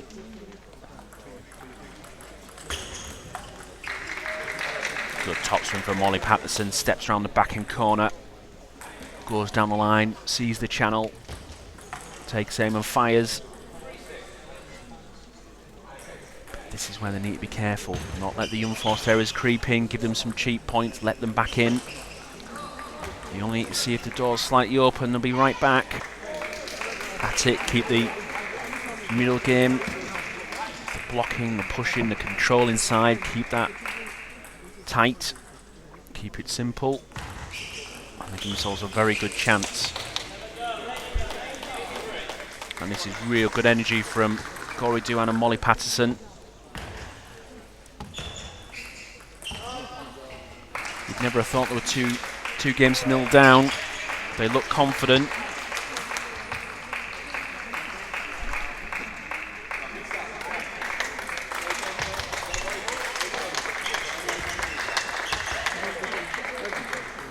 Again, pushing the net just gives Denise Payette and Kate Shear that glimmer of hope that they can stay in this game.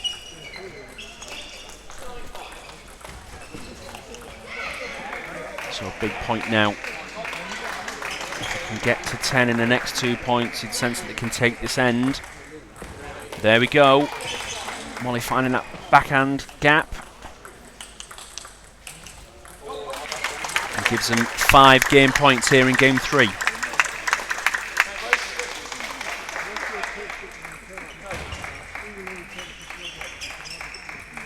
And they take it first time. So, all to play for. Molly Patterson and Gory Doohan take game 3, 11-5. With the score now 2-1. Good game from Molly Patterson and Gory Doohan.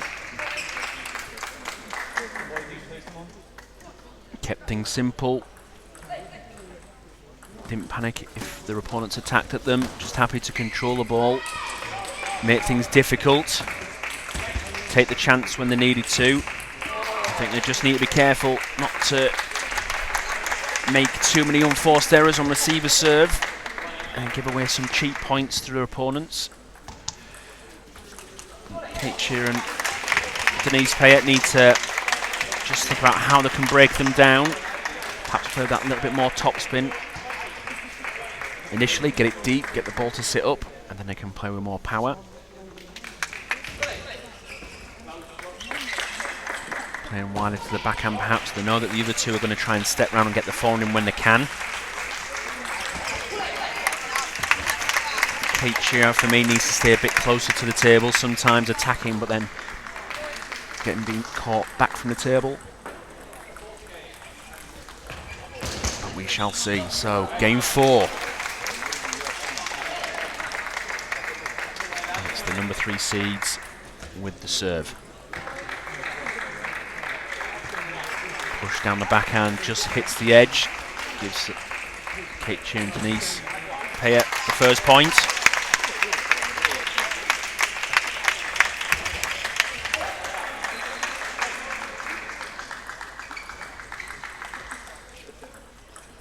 And this time it's Denise Payette sticking around the backhand corner to get the forehand in. And it just looks like the number 1 seeds want to step things up a bit. Take a 2-point lead. There's another one, backhand down the line from Denise. And they're just trying to lure the other two in to give them a loose ball. That serve going half long, but I think more on purpose. And again, good serving from Kate Shearer. Denise and Kate now leading 4-0. A sense of timeout may be called soon. The point doesn't go their way, but it has. In that early block, give them less time, switch them quickly.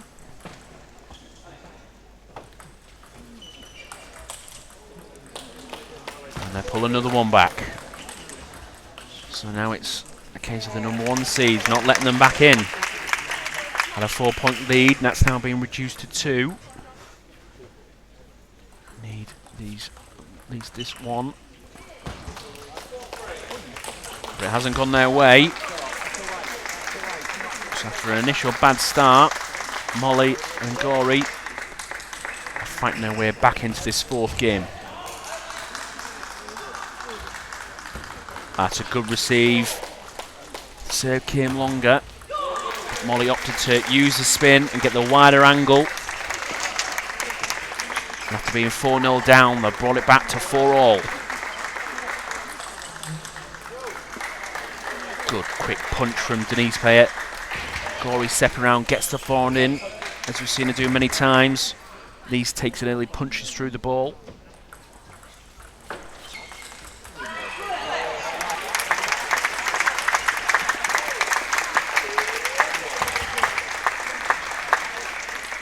Trying to counter topspin, go down the line, slightly riskier, just couldn't quite get over it. Gives the other pair a 2-point lead again. And they're just trying to step up the attack. Kate a bit lucky, just clipped the top of the net, but was always going to go over that shot. And timeout called by Pete Garvey. Wise decision.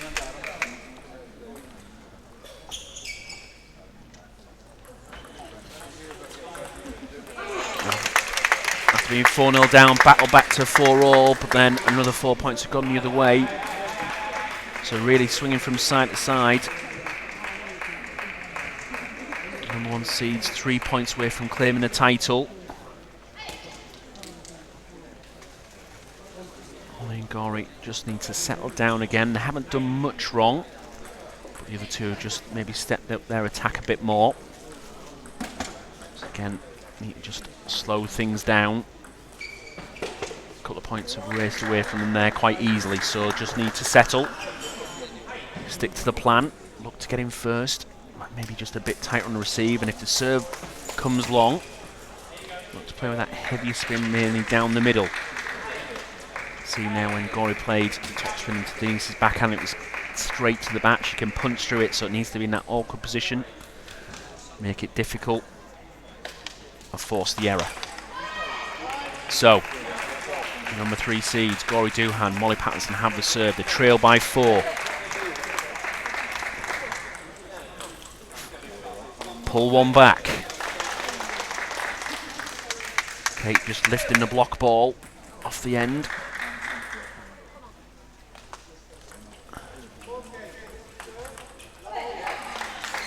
Kate Chia there, making sure she had tops on the wall, made sure that attack was on, and they move within 2, and they have the serve, so a big point now. That's a brilliant flick from Molly Patterson. Unfazed by the situation. It was the right shot to go for. Well executed. And that's great receiving from Molly Patterson. First serve, flicking out wide at the forehand. Second one, the heavy dig wide at the backhand. Good variation to win 2 points against the serve.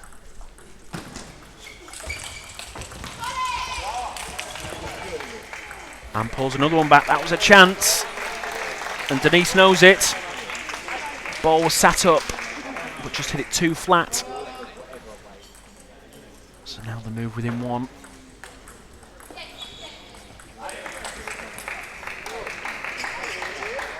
But that top edge from Molly sends the ball high and off the end. And now the number 1 seeds, Denise Payer and Kate Chia, have 2 championship points.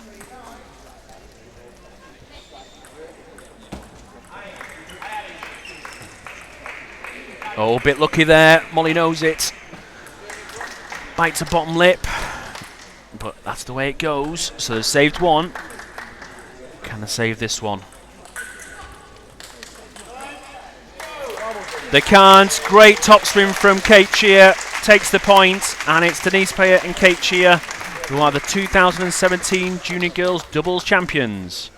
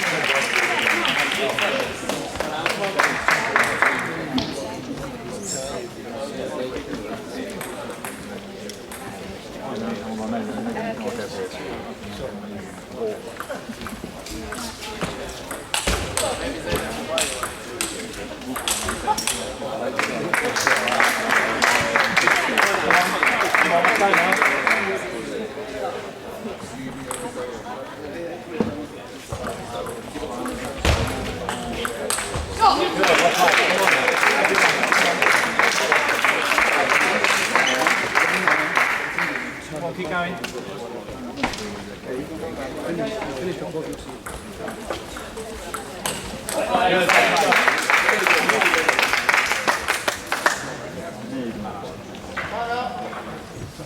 Elborul a szörkének, ott szennél, hogy csinálni, baszik meg, egy nyomos. Tehát kijön és ez. Hát jó, miért meg összeszarja magát, már nem négyem. Oda követődik. Jó, hát ez véle. Szerintem nem volt véletlen. Oda ment, belehúzott, vagy rámegy, vagy. Ez olyan, amikor én oda megyek a diszkóba a csajba, vagy igen, mondta. Nem? 55. Hát ahhoz mi fog a te is.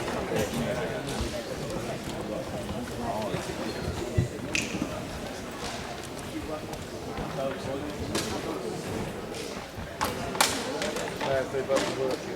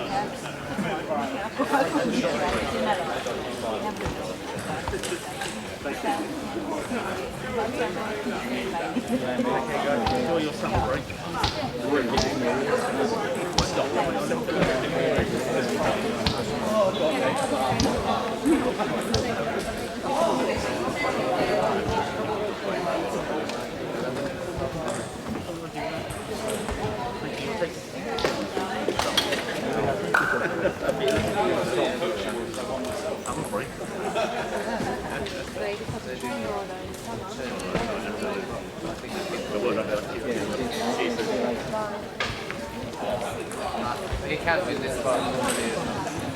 He won 3 in a row to win 4.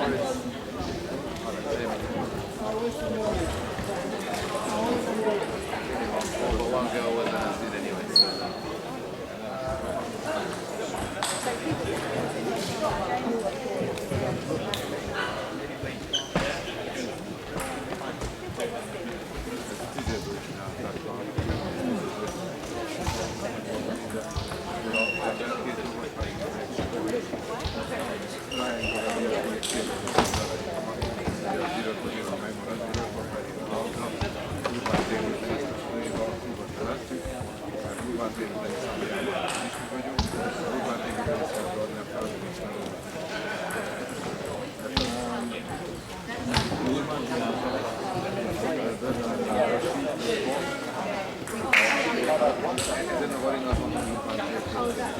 azt mondják, hogy így már csak Angliában is mi vagyunk. Bolygó. Van 7 milliárd.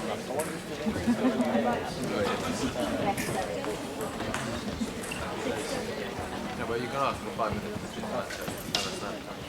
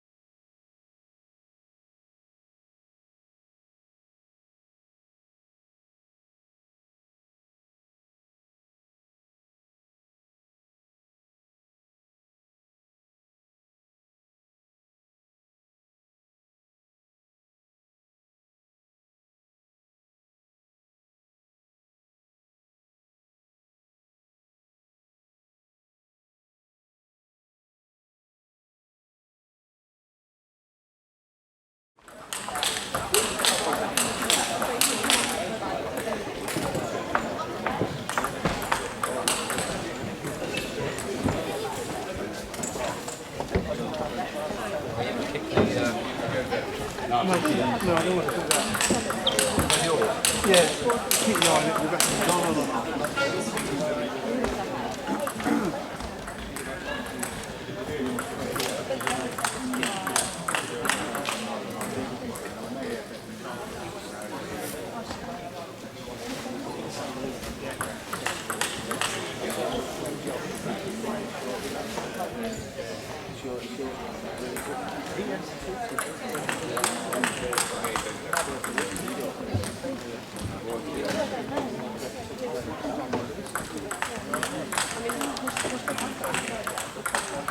So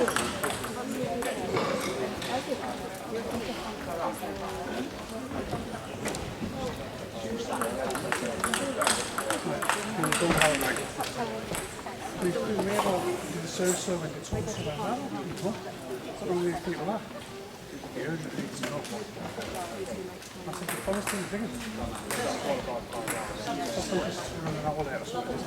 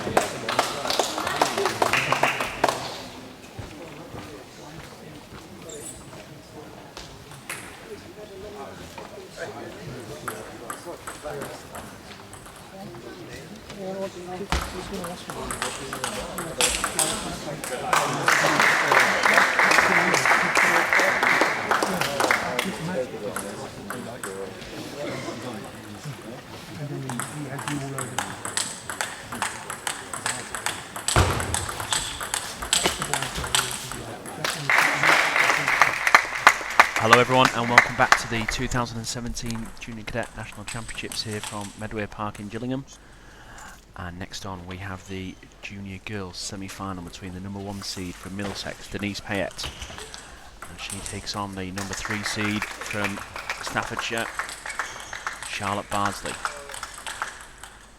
Both players just doing their final practice before we get started. Best of 7 games. Big match to book their place in this year's Junior Girls final. So Charlotte Bardsley still a cadet, was playing yesterday and was crowned the Cadet Girls Champion. Number 9 in Europe in the cadet age category as well. And ranked number 3 in the Junior Girls. And then Denise Payette in her first year as the junior. And there's our junior number 1. Playing out of Urban Table Tennis at Ellenborough. Under the guidance of Gergely Urban, or Urfi as he's known. And plays just querying the ball. Slightly strange bounce. So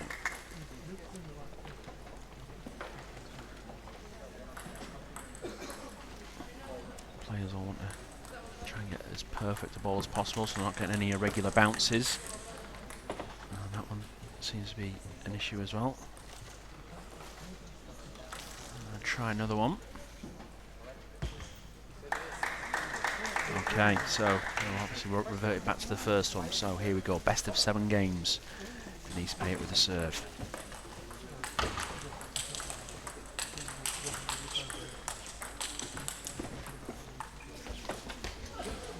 Big first rally. Denise got a little bit of luck. Charlotte just had to control the ball back. Just aired the last forehand. So first point to Charlotte. And both players will be wanting to try and attack early. I'm sure we're in for a big attacking exchange from both sides. Oh, great forehand from Denise. Really, when she strikes that well ball, has so much power and speed and spin.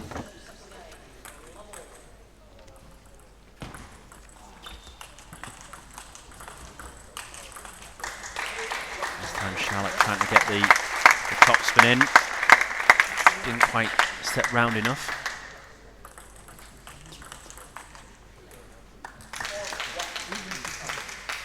It's a positive start from Denise Payette. Leads 4-1.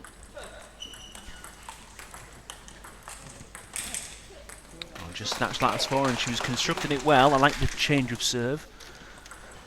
She's using the backhand serve, long fast with the first one, short the forehand with the second. Spun the ball up nicely with the backhand, but then just snatched at the last forehand.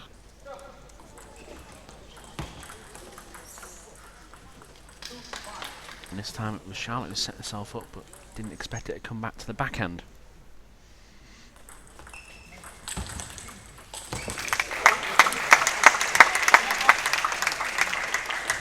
Bit of luck there. This time the point falling Charlotte's way. So Denise leading by 2. Both players just trying to work out what each other's tactics are. And that's a good point from Denise. Short the forehand, bring up on over the table. And attack out wide. Both players just need to settle down into this. Got the makings of a great semi-final.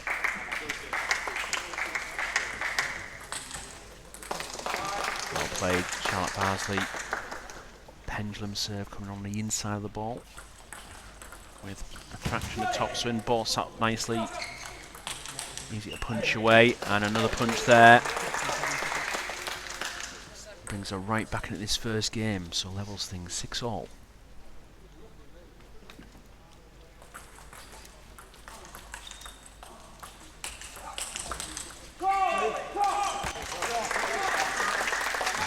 Opening up with a forehand, steps round at the middle.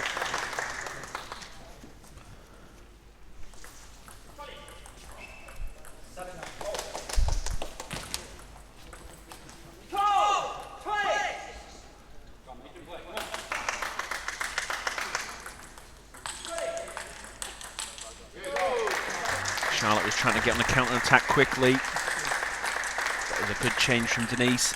Drove the ball, then got the topspin in. Change the ball where the ball flies. And Denise just looks like she's trying to pin Charlotte around the middle and then occasionally out wide at the forehand as well. And wide forehand, counter topspin, switch, and takes it. Good tactical play. And the way she blocked that ball really early gave Charlotte very little time.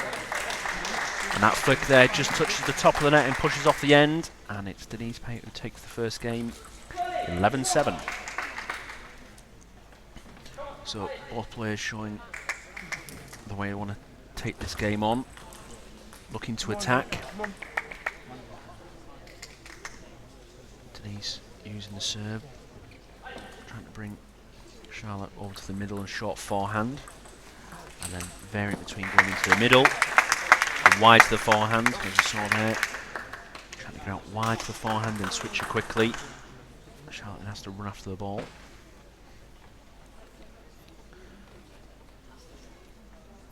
Charlotte looking to attack first. Prefers to counter hit more on the backhand.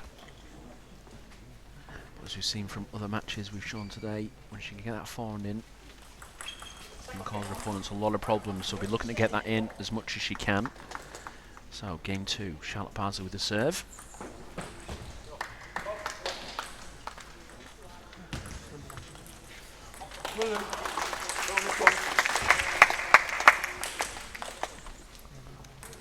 It's more like it from Charlotte. Step round. Attacking with that forehand. Good play. That's a bit wild on receive there. Just needs to take a bit of care.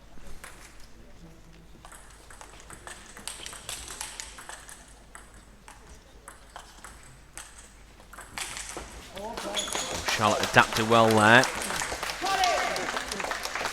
And the early drives hit the top of the net, just came over. Charlotte having to be creative in how she gets the ball back. Didn't just put it back on the table, try to do something with it. Good play from Charlotte.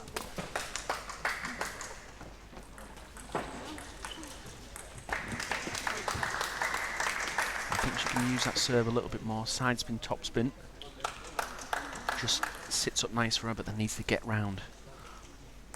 You can see the idea, she's trying to get a top spin when she can.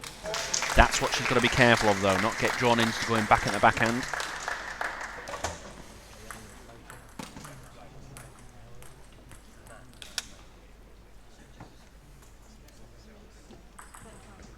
So Denise has the initial lead here in the second game, leads 4-2.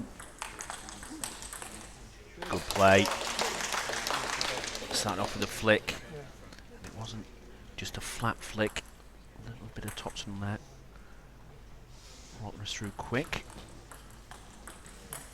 A nice rolling topspin from on the forehand from Denise there. Charlotte expecting it to come through quicker. Took a step off. But Denise happy just to roll it on.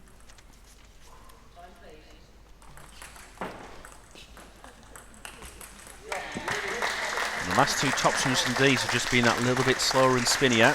That's caused Charlotte a couple of problems.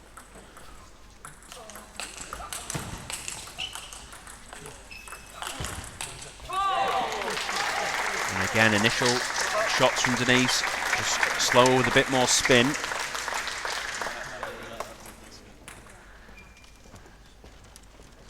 Denise is now pulling away in his second game. Oh, that's brilliant play from Denise Payet. Charlotte on the attack. Denise was half a step back from the table. Control, then just stepped in, took it quicker. Well played, Denise Payet.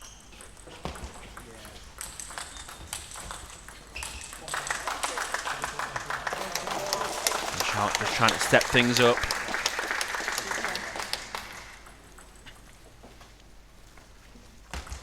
Charlotte can draw Denise over a little bit more to the middle of the table. She could create an opening on the backhand.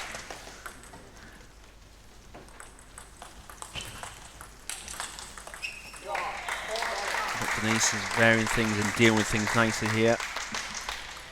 And moves to a 5-point lead. And there's another one. So it's Denise Payet who leads 10-4. In his second game. And she takes it first time. And Denise Payet takes the second game 11-4 and moves 2 games clear in his girls semi-final. Charlotte was trying to step things up and get that attacking more as we would expect. Denise Payet handled it really well, able to control it and vary the timing. Outmaneuver her opponent. It was a real clever game, and that rally where she was back from the table and stepped in showed the quality that Denise Payet can play with. If Charlotte can maybe draw her opponent over a bit more and try to create an opening. Maybe needs to look for heavy spin on the first one to set herself up. But we shall see. Charlotte just getting last words of advice with De La Gito, who worked with her yesterday and over the last few seasons. Knows the game very well, but also knows her opposition. Charlotte, great fighter and competitor, so it's far from over. Oh, a bit lucky there from Denise. And Charlotte looking to get in when she can.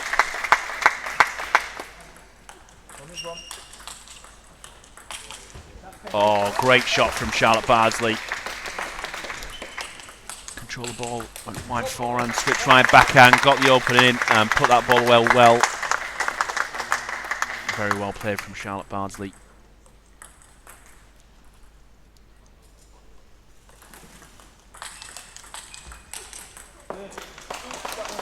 Charlotte now just snapping through that backhand, putting the pressure on Denise. And that ball comes through a little bit flatter, so Denise has to keep that topspin on the ball.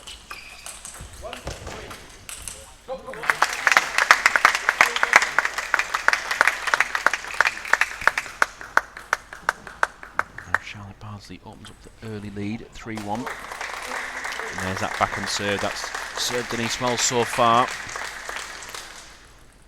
She hides the point of contact well. There. Trying to use the high toss serve, but it was loose. Can't afford to do that. Knows Charlotte's going to look to get in.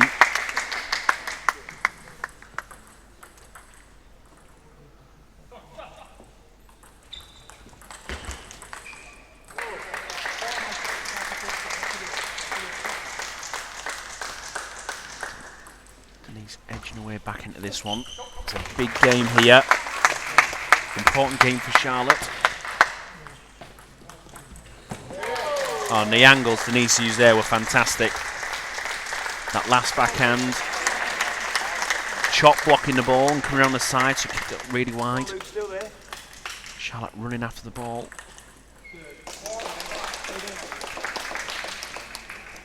But great resilience from Charlotte Bardsley. She just moves on to the next one.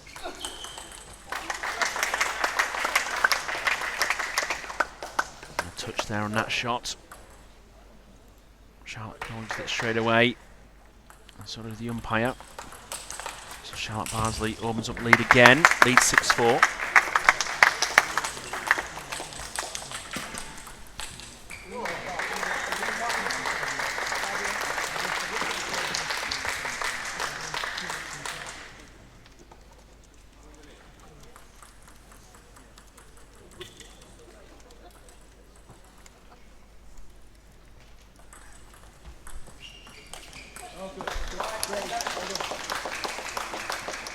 So Charlotte Bardsley maintains her 2-point lead.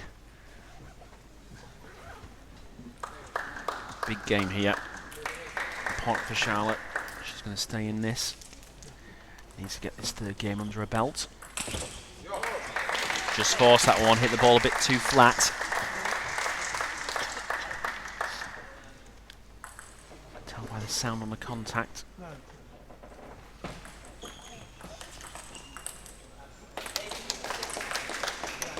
We've just seen that one or two times. So when Charlotte receives more into the kind of crossover, Denise happy to step her and play the backhand. And if Charlotte can then block it wider to the backhand after that, she reaches for the ball a bit. There, coming over the middle.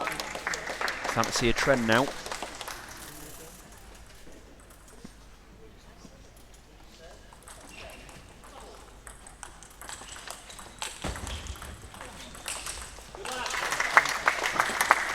Ball comes in from the other court. It was a good rally, but let called. The boys' semi-finals taking place between Matthew Leeds and Luke Saville on the adjacent table. And Matt Lee is leading 2-1 over 2-0 in this fourth set. But back to the girls' semi-final.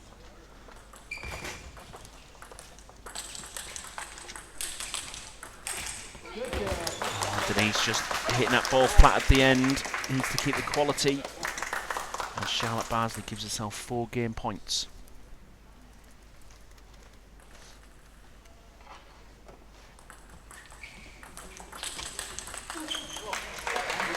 Denise getting the topspin in.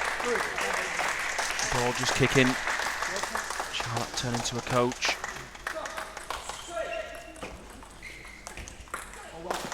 The topspin off the end there from Denise. Gives Charlotte the point and she takes the third game 11-7. Denise now leading 2-1. So better play from Charlotte Bardsley. can see there Denise is starting to play more backhands from the middle. And Charlotte was using that against her. Draw her over to play the backhand. Open up the backhand corner. And also when she controlled the ball, if Denise was top spinning, wasn't just blocking it back, was actually just punching through the ball a little bit, which is slightly more risky. That gave Denise less time. And with the ball coming through flatter, Denise then needs to do more with the ball, but with less time is sometimes harder. So, a clever game from Charlotte Bardsley. Keeps her in this semi-final.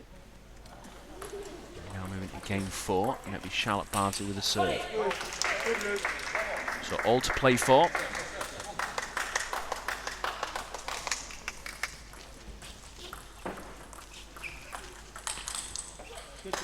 And there again, Denise open up, heavy push. Denise spins up and Charlotte can punch through the ball. One went for the long fast serve down the line. Just off.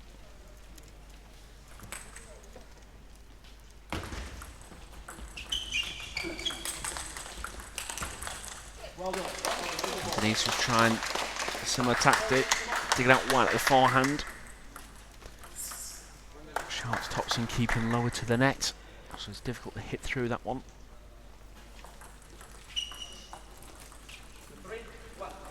Charlotte now bearing the length receive, and Denise starting to get a bit frustrated with herself. Needs to regroup.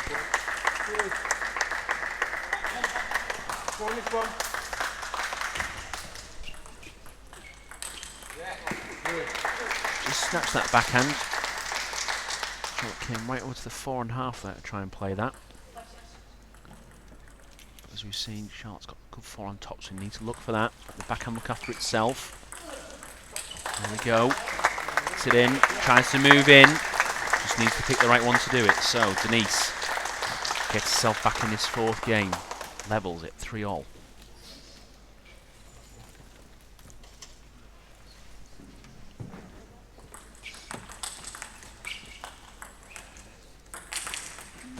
Good change from Denise. It was a good flick from Charlotte initially. Denise fed off it. Then just rolled the ball down the backhand. Got the ball to sit up.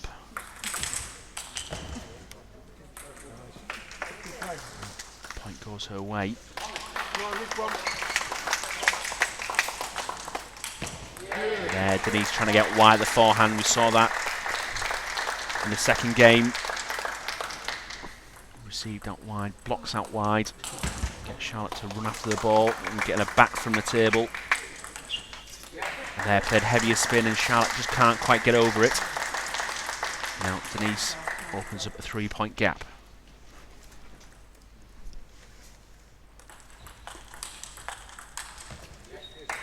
And this time going wide at the backhand, then switching quickly. So Denise trying to find different ways to get wide of that Bardsley forehand.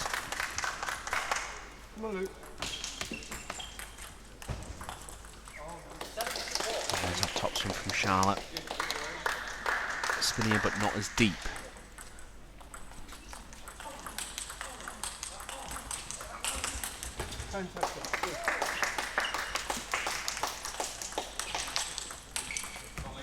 Oh, well played, Charlotte Bardsley. 2 great forehands down the line, then switch quick. Good aggressive play from Charlotte Bardsley, well played.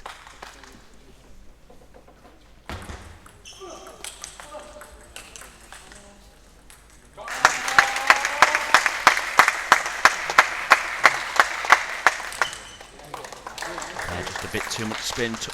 Charlotte took it a bit later.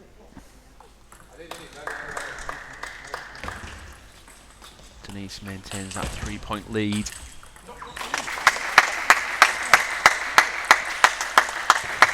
Oh, used the angles well. 2 forehands out wide.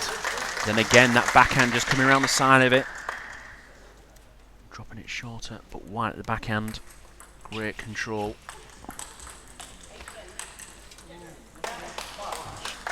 The ball just dropping off the rubber. And now Denise Payet gives herself 5 game points here in game 4.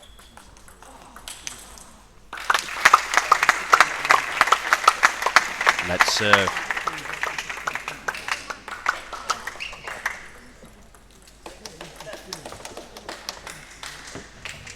Charlotte pulls one back. Denise taking her time, composing herself.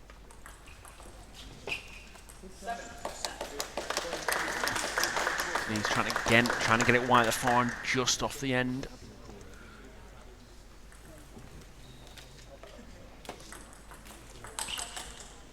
Oh, good backhand punch from Charlotte. Serve went half long, but maybe did that on purpose. Knew Denise would look for a top spin, punch through the ball. And he's within 2. And another one slips away. So after having 5 game points, now 1 chance left.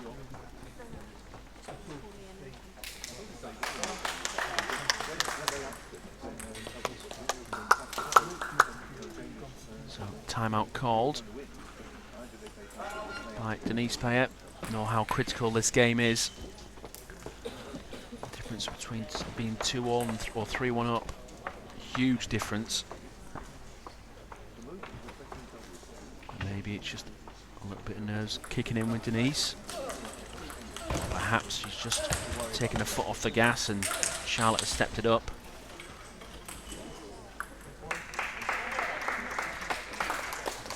We shall wait and see. So, Murphy just giving some tactical advice. Get her to stay in the moment. Charlotte, momentum for the last 4 points has been with her. So, huge point now.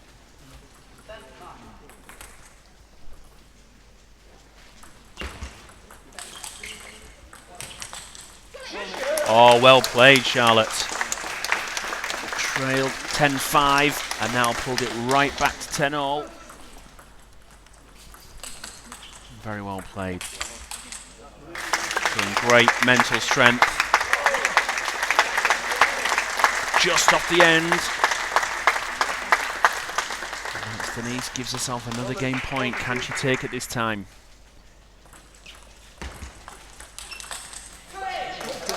Not yet.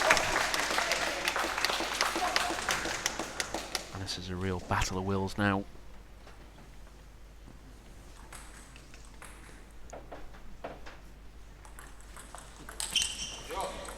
Charlotte just snatched at that one. A bit too keen to get that one over the line. Denise has another chance.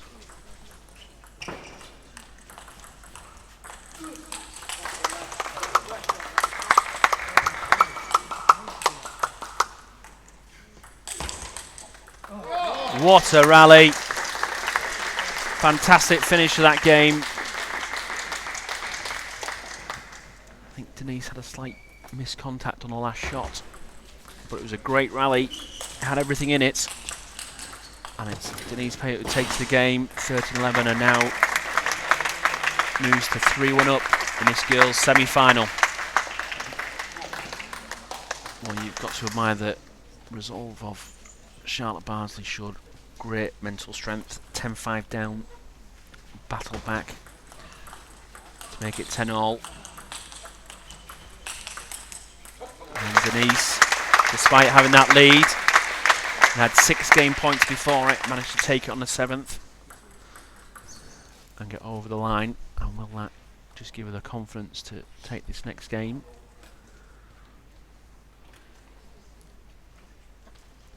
Charlotte with it all to do, but showing what a mental character she is. Will really get stuck into her opponent now.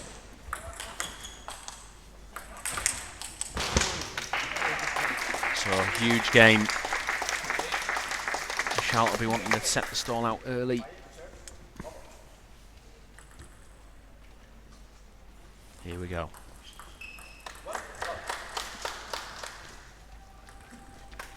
Shot pushing the net from Charlotte gives Denise the first point.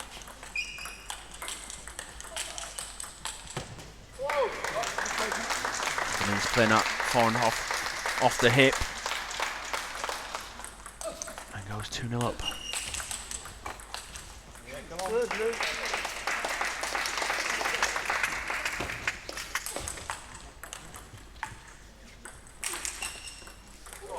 Oh, Charlotte trying everything there.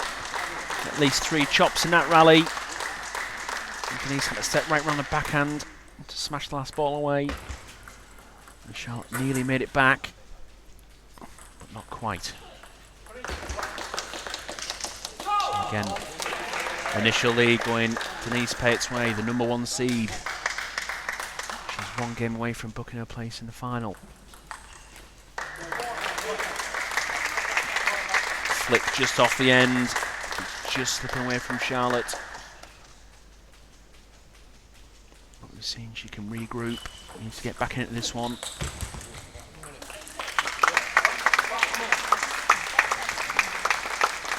Points slipping away. Charlotte using a towel down and timeout call by Charlotte's coach Dale.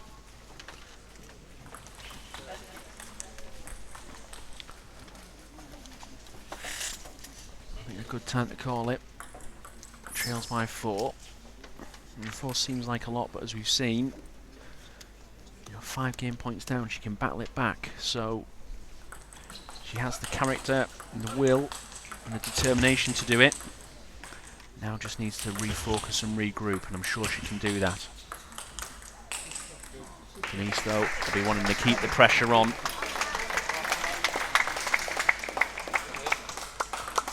Needs to make sure she doesn't take the foot off the gas. Keep being ruthless for every point, force the errors and take the chances. So they make their way back to the table. Denise leads 5-1, leads 3-1. Halfway to, in this game, to take it and to book her place in this year's final. Charlotte Barnes with a serve, 2 big serves to come. Pushing the net. Another one goes Denise's way. Nice early timing from Charlotte. Really fed off the spin and speed of Denise's shot.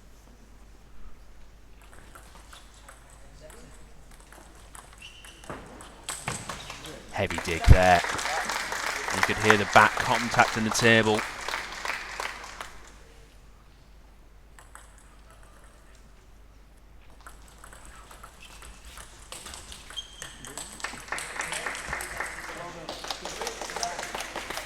Charlotte there trying to get White at the forehand again.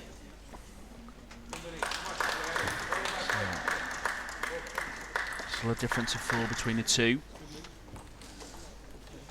Denise leading 7-3. Charlotte with 2 serves. Huge points every time she serves. Needs to try and take 2. There's 1. And again, is that an air of complacency from Denise? We've seen it before in a previous game.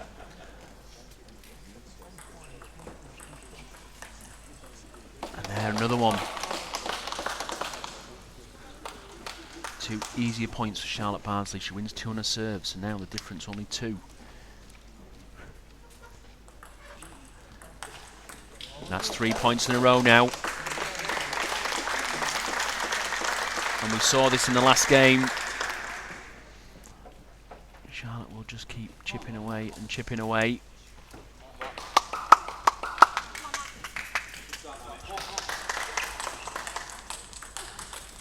But there, Denise steps things up.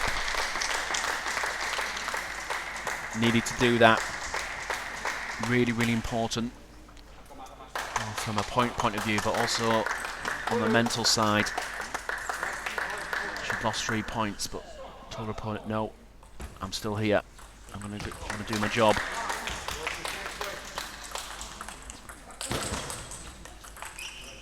And Charlotte has just rushed the last 2 points, and Denise Payet now leads 10-6 and is 1 point away from booking her place in the final. And she does it first time. Charlotte can't quite get round. And Denise Payet takes it 11-6 and wins the semi-final 4-1. So the number 1 seed through to the final. Charlotte Bardsley showed great fight previous game, 10-5 down, battled back. Was unfortunate not to take it, and then just didn't quite get the start she wanted, but again, fought again. Just rushed the last 2 points a little. And it's Denise Peart who came out the victor, and the number 1 seed is in this year's Junior Girls Final.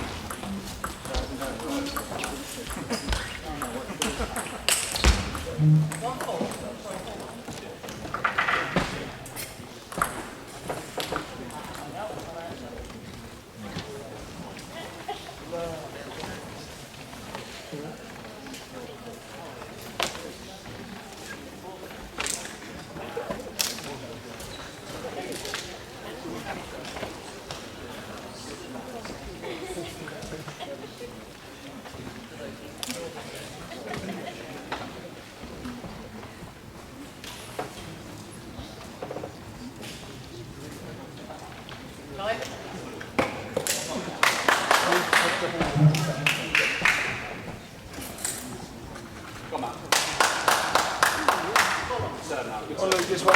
Go, Luke.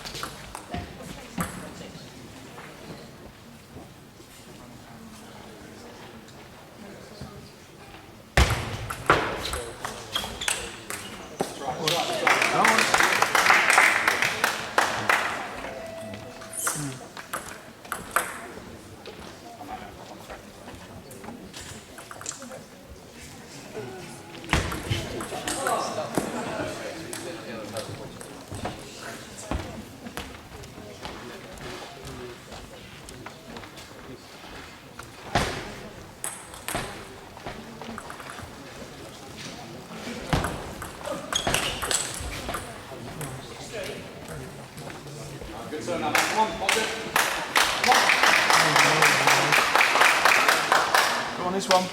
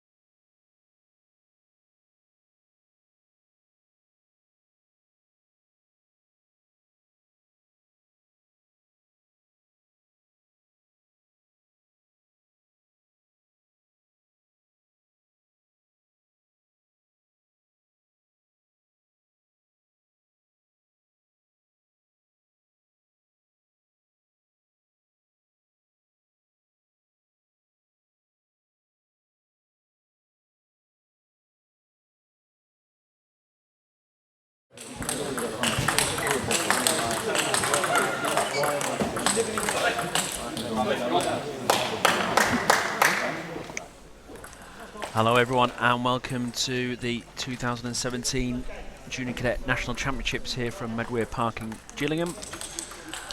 And now the last match of the day sees the junior boys final. Number 1 seed Tom Jarvis from Lincolnshire taking on number 2 seed Matthew Leet, also from Lincolnshire. Best of 7 games. A final battle to see who will be crowned the 2017 Junior Boys Champion. So Tom Jarvis, residing from Skegness, now living in Sweden, training out of the Halmstad Table Tennis Club, working alongside legendary player and coach Ulf Ticken Carlson. Matt Leet, training out of Grantham College under the guise of Gavin Evans, former European Cadet champion, an England team member.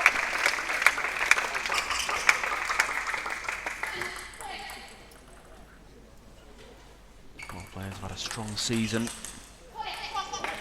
Tom recently coming back from the Senior Slovenian Open with wins such as Florian Lambier from Belgium. Fantastic win for Tom. Also had great performances at the European Under-21 Championships. The likes of Thomas Polanski from Czech Republic. Top European and world-class players. Matthew Leet really staking his claim on the junior boys England team this year. He's made massive strides forward and very much deserves his place in this final.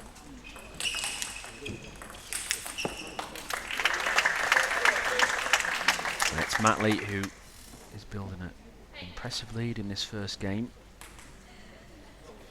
Matt Leet, the number 2 seed. Luke Saville, 4 games to 1 in the semi-final. Good performance. Tom Jarvis came up against an informed Artavik Caltabiano, who's been the surprise of this championship. Beat the number 4 seed Josh Bennett in the last 16. Followed by Joe Clark from Cleveland. And really pushed Tom Jarvis. But Tom used his experience to get through that one, winning that one 4-2. It's Matthew Leet who's taken command of this first game in the final.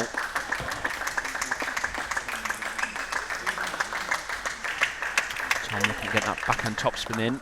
That last one off the end gives Matt Leet 6 game points. And a bit of frustration there from Tom gives Matt Leet the point. And Matt Leet leads this boys final 1-0. So a perfect start for Matthew Leet, the number 2 seed, up against Tom Jarvis, the reigning champion and England number 1. Both players in their last years as juniors.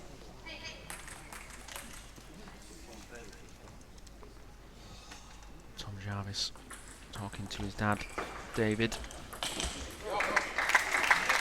often in his corner in the domestic and national tournaments. And Matt Leet, again advice from Chris Duran, who's been working with the players alongside Gavin Evans at Grantham College. Tom Jarvis, who also used to train at Grantham College. So travel 3 hours a day to go and get the practice he needed. And he's now made this step to go to Sweden. Has big ambitions to be a professional player.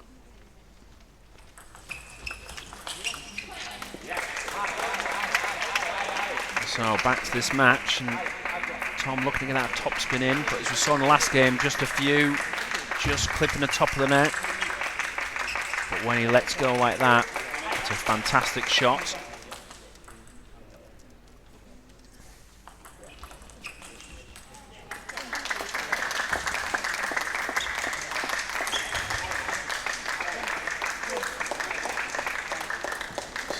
Matt Leake do here? From what I saw in the match against Luke, his forearm was his biggest weapon. He's great with a counter top spin, but he needs to be careful that backhand from Tom Jarvis, but could also use it against him, trying to draw him over towards the middle. Good serve from Tom Jarvis, disguising the point of contact.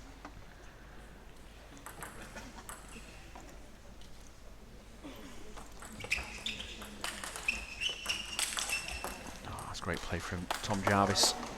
Tom Jarvis trying to step the gears up now.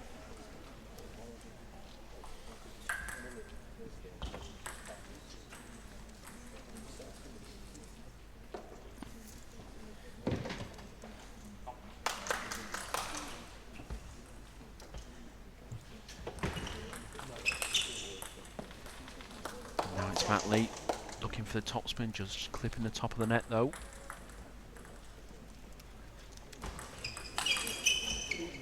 Tom punishing the half-long serve. And built an impressive lead, now leading 7-1.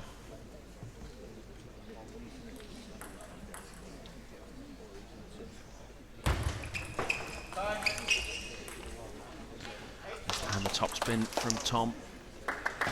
Best pace, down the middle, placed it well.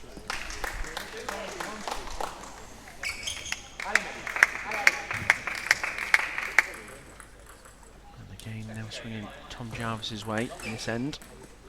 Good flick with the forehand.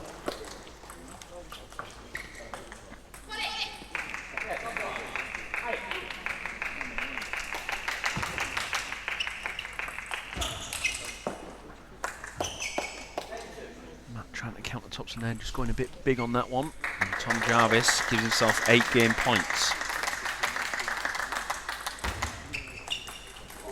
Oh, beautiful backhand from Matthew Leet. Steps across the middle. Flicks that elbow and wrist through. Goes wide the forehand. Awkward angle to get from there.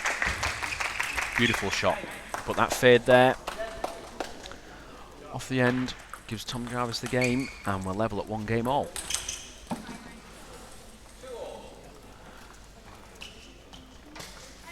So, a flip of the game before. This time, Tom Jarvis taking it fairly comfortably, so hopefully both players now settle down into this final. I'm sure once both players start getting that attack going, and then for a fantastic battle of wits and skill. Both players know each other very well, trained together a lot at Grantham College. Not so much in the last 12 months since Tom's moved away. They do know each other's game very, very well. It's always more difficult. Subconsciously, you know what your opponent's going to do often. So it makes it harder to find openings. That's why I think we're in for a really good battle here. So, 1-1. First to 4. Matt Leake with the serve.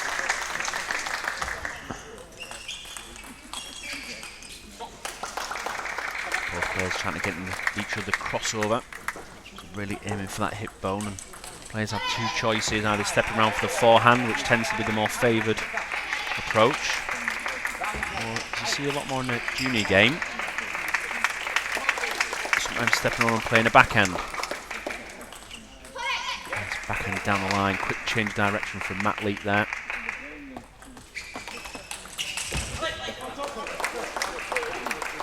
Both players just seem to be having trouble with the contact on the ball. Sometimes when the air gets a little bit more moisture, the ball can drop off, and then it's a tussle between hitting it with spin, but then also hitting it with enough power to get the ball over. Sometimes you get flatter contacts. Yeah, Matt looking at his rubber again. You just need to deal with the conditions, it's the same for both. Not be distracted.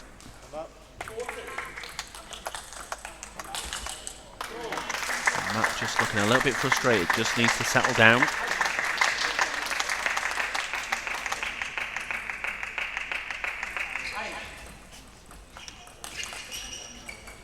play, tight exchanges. And Tom getting in first.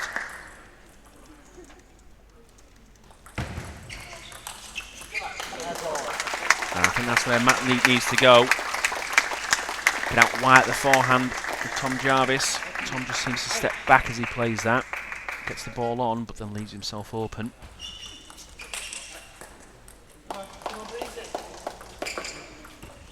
Matt needs to just calculate what he needs to do. Doesn't always have to be high risk. Pick the right ball out. That's a cheap point away. And now Tom leads 7-3. There again, Tom getting that backhand in. Blistering attack on the backhand from Tom Jarvis.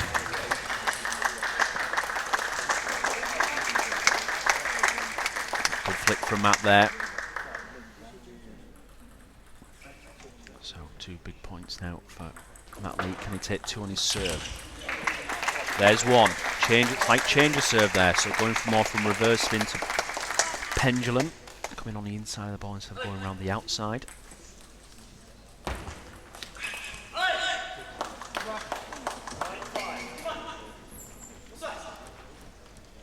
Tom always looking to get in. So anything loose, he pounces on it.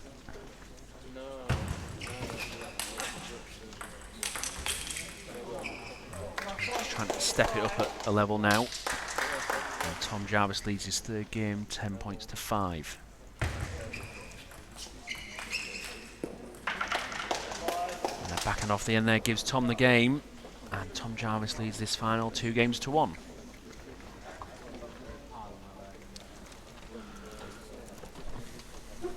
So strong attacking on the backhand side from Tom Jarvis. Just taking that little bit more care with it. Still aggressive. Matt Leet, I think sometimes just letting the frustration get the better of him. He needs to keep composed. Think about what he needs to do. I think trying to use reverse spin of Tom on his serve, get him out wide at the forehand. You can expect an attack back. But Tom seems to move back on that forehand, so leaves himself a bit open, so he can switch in quickly. We saw there tighter exchanges around the middle. But Tom will step over the middle to play that backhand. Possibly could be something used against him. But Tom, as you know, anything that's that little bit loose, he's going to attack it. And if he's taking the caring quality is at the moment, he's going to be very difficult to beat. So, game 4. Tom Jarvis leads 2 games to 1. Has the serve first. Just like a bit more care from Matt Leet, that's better. A bit more feeling on the ball as he controlled it. Tom Jarvis opting to serve more from the forehand side.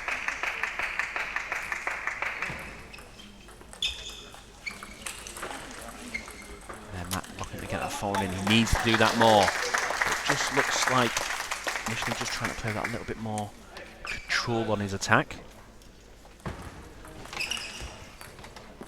Nice flick from Tom, really let that wrist come through quickly.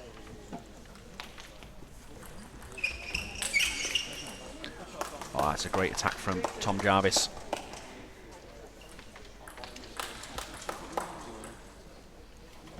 Probably where Matt was going to try and get him out wide at the forehand. So he's moved across. So Matt needs to be aware of that and try and get out wide that backhand. Push him back over. Then open up the forehand again. And that's what you often see. Despite what the coach advice they may give you in the corner, your opposition is also getting advice. And it's still a responsibility of the player once they go back to be aware of what's happening. Coaches may give tactical information and may just be just to get them to settle down, stay in the moment and focus 1 point at a time.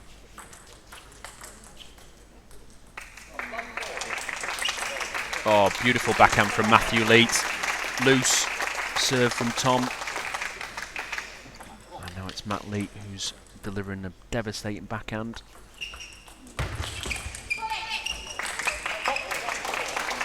Tom just snatching that form there, didn't get it round enough. And now Matthew Lee opens up a gap of 2, leads 6-4. There, that backhand, the speed and the wrist and the elbow is fantastic.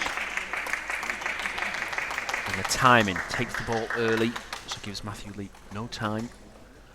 Ball's kicking like mad, coming through quickly, really difficult control. And Tom,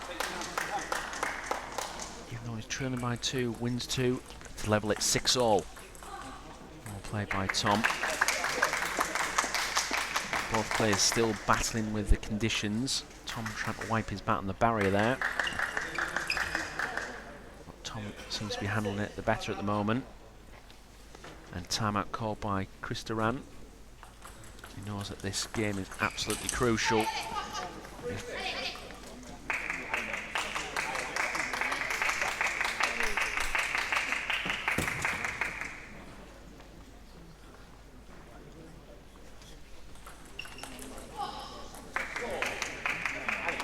Timeout called.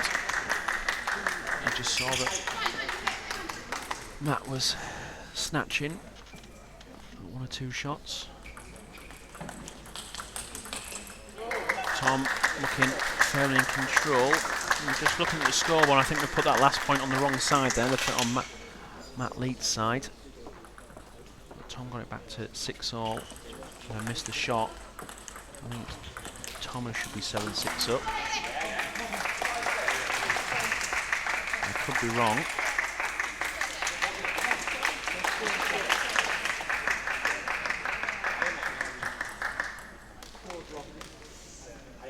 So, yep, Tom's just noticed, yep, the score had gone the wrong way, as I thought.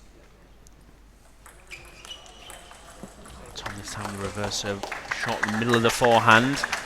Matt tried to come over with the backhand, didn't get it over enough. An important point when you have a timeout. You really want to come out and win that next point. And Matt just looking very frustrated, just needs to regroup, get himself back into it. But Tom just piling on the pressure, point after point. And now Tom Jarvis needs 10-6.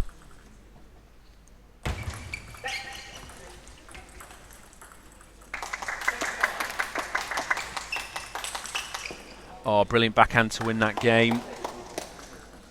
Steps over the middle. Beautiful shot. And it's Tom Jarvis who leads the final 3-1. So Matt Lee just running out of answers. Tom really stepping things up, making life very, very difficult. Anything loose he's in on. And not giving Matt Lee a chance to play at all. On the adjacent table, we've got the girls' final between the #1 seed Denise Payette, and she takes on the England #7 Megan Gidney. And it's Denise Payette who leads that one 3-0. So the #1 firmly in control, 1 game away from securing the 2017 title. But now back to the boys' final. Tom Jarvis 1 game away from regaining the title in his last year as a junior. Matt Lee needs to set things up. But Tom really dominating. 2 blistering topspins on backhand and forehand there.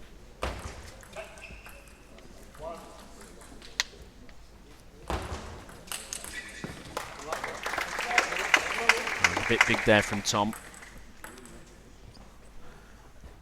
This can sometimes be the risk when you're in a lead. You take the foot off the grass, your focus just goes. Good forehand from Matt Lee, change direction.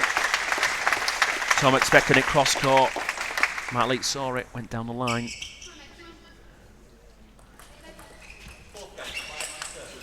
On top, Matt Lee just looks like he's stepping things up. He's got nothing to lose. Just playing with a little bit more freedom there. Brilliant forehand. Gets an early lead.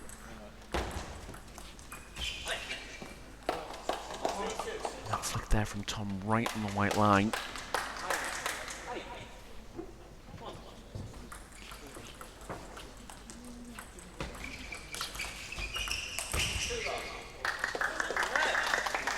Now it's Tom who's battling with the moisture. Ball just slipping off the bat.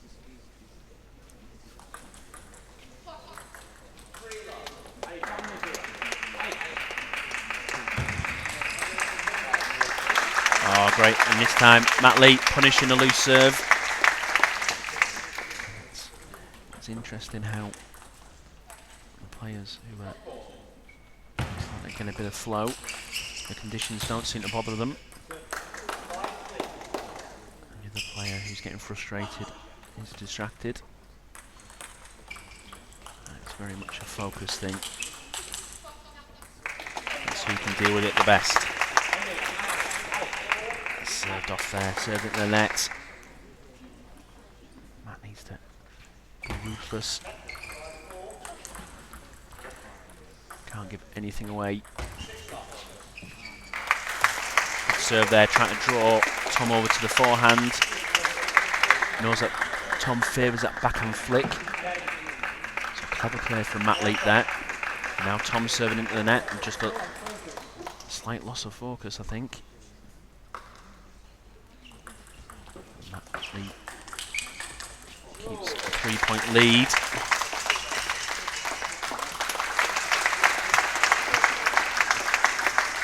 And again, so the tables are turning a little bit in this game. Matt Leap looking more settled, Tom looking frustrated. Could this be a turning point in this boys' final? A bit of good fortune for Matt Leap. Sometimes you need a little bit of luck.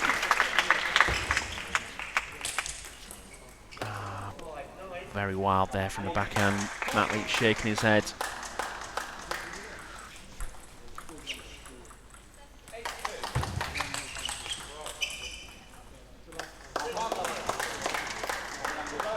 Both players just throwing the bats at those, really.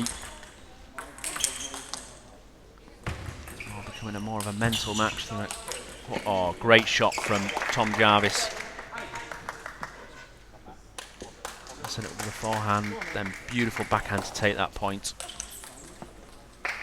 Matt Leap still leads by 2 at 9-7, has the serve. Oh, just touching the edge. Tom looking up to the ceiling. Can't believe the luck's going against him in this game.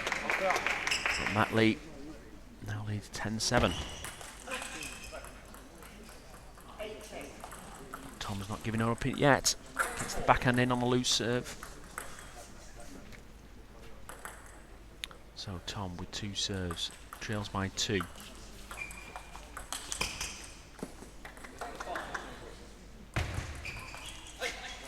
And there's one back. Backhand flick just hits the top of the net, pushes the ball off the end. 1 game point saved.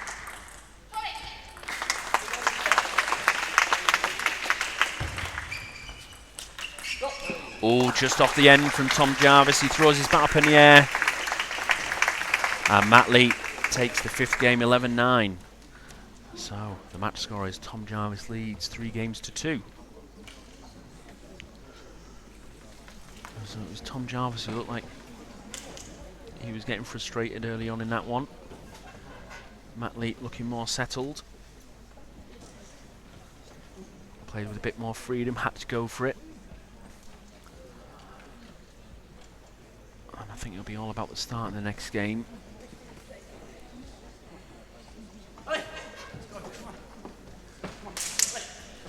If Matt Leap can just keep settled, have a good start. Maybe think that Tom may get distracted again by the conditions. But Tom is an absolute fighter and scrapper, brilliant competitor.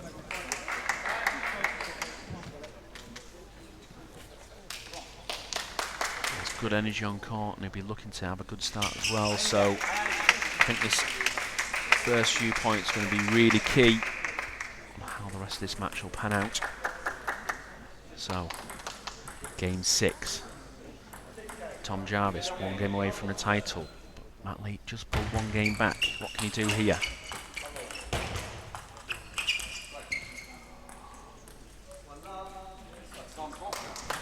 Ball just in the net from Matt Lee, but both players starting to open things up a bit more.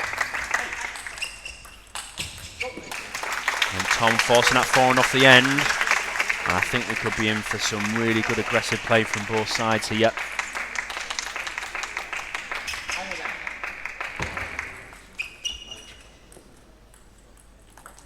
Just trying to change direction but go across the ball. But the ball skidded on the table. And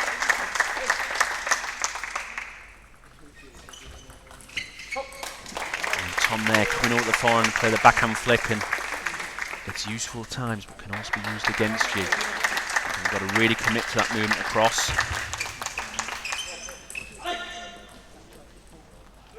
Matt there mistiming it, so a real battle. And it'll be who can deal with the frustration and who can get him first, I think. And he's really going one way and the other. Like 2 boxers trading blows.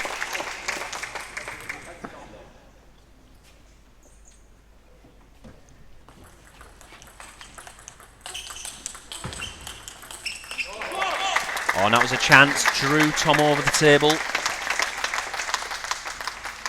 Couldn't quite get over it enough.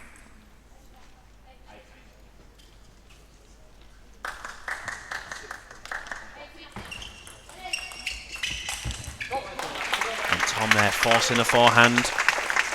Looks at his dad in frustration. So it's gone 1 point one way, 1 point the other.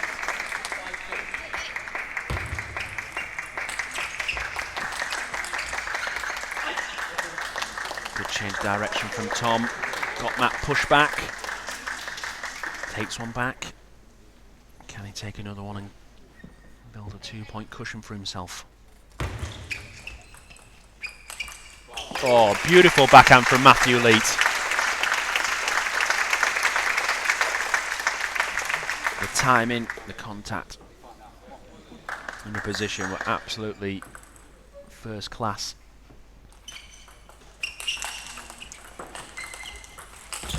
And Matt trying to change things up. Tom not getting drawn into that though.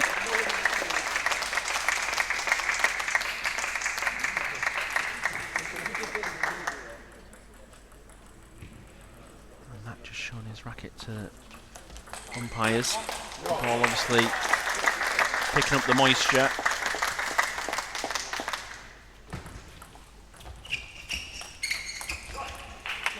And for the first time in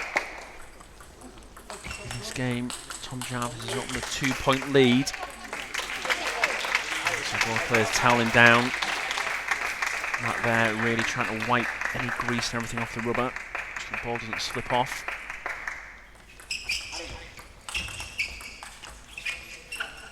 Tom is in the driving seat now. Leads by 3. He has the serve. And you just feel that Tom is moving closer and closer.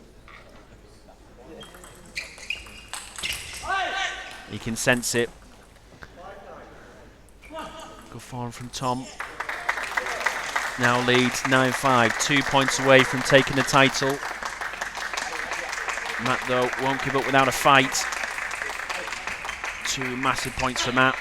But that top edge there gives Tom Jarvis 5 championship points. And he takes it. Fantastic backhand from Tom Jarvis gives him the points, and it's Tom Jarvis who is the 2017 Junior Boys Champion. Commiserations to Matt Lee, put up a great fight. The number 2 seed fought well, but it's the number 1 seed and reigning champion, Tom Jarvis, who takes the title again in his last year as a junior, hugs his dad, and becomes becomes the 2017 champion. So congratulations to Tom, and congratulations to everyone else who's taken part this weekend. I'll just keep you posted on the girls' final. We've got Denise Payet, who leads 3-1 and has 5 championship points. Denise Payet who's taken on Megan Gidney. And she's done it. Denise Payet, again the #1 seed, wins 4-1 and is the 2017 Junior Girls National Champion. So huge congratulations to all the players and to all our champions this year. It's been a fantastic championship. We hope you've enjoyed our coverage this year, and we look forward to seeing you again very soon.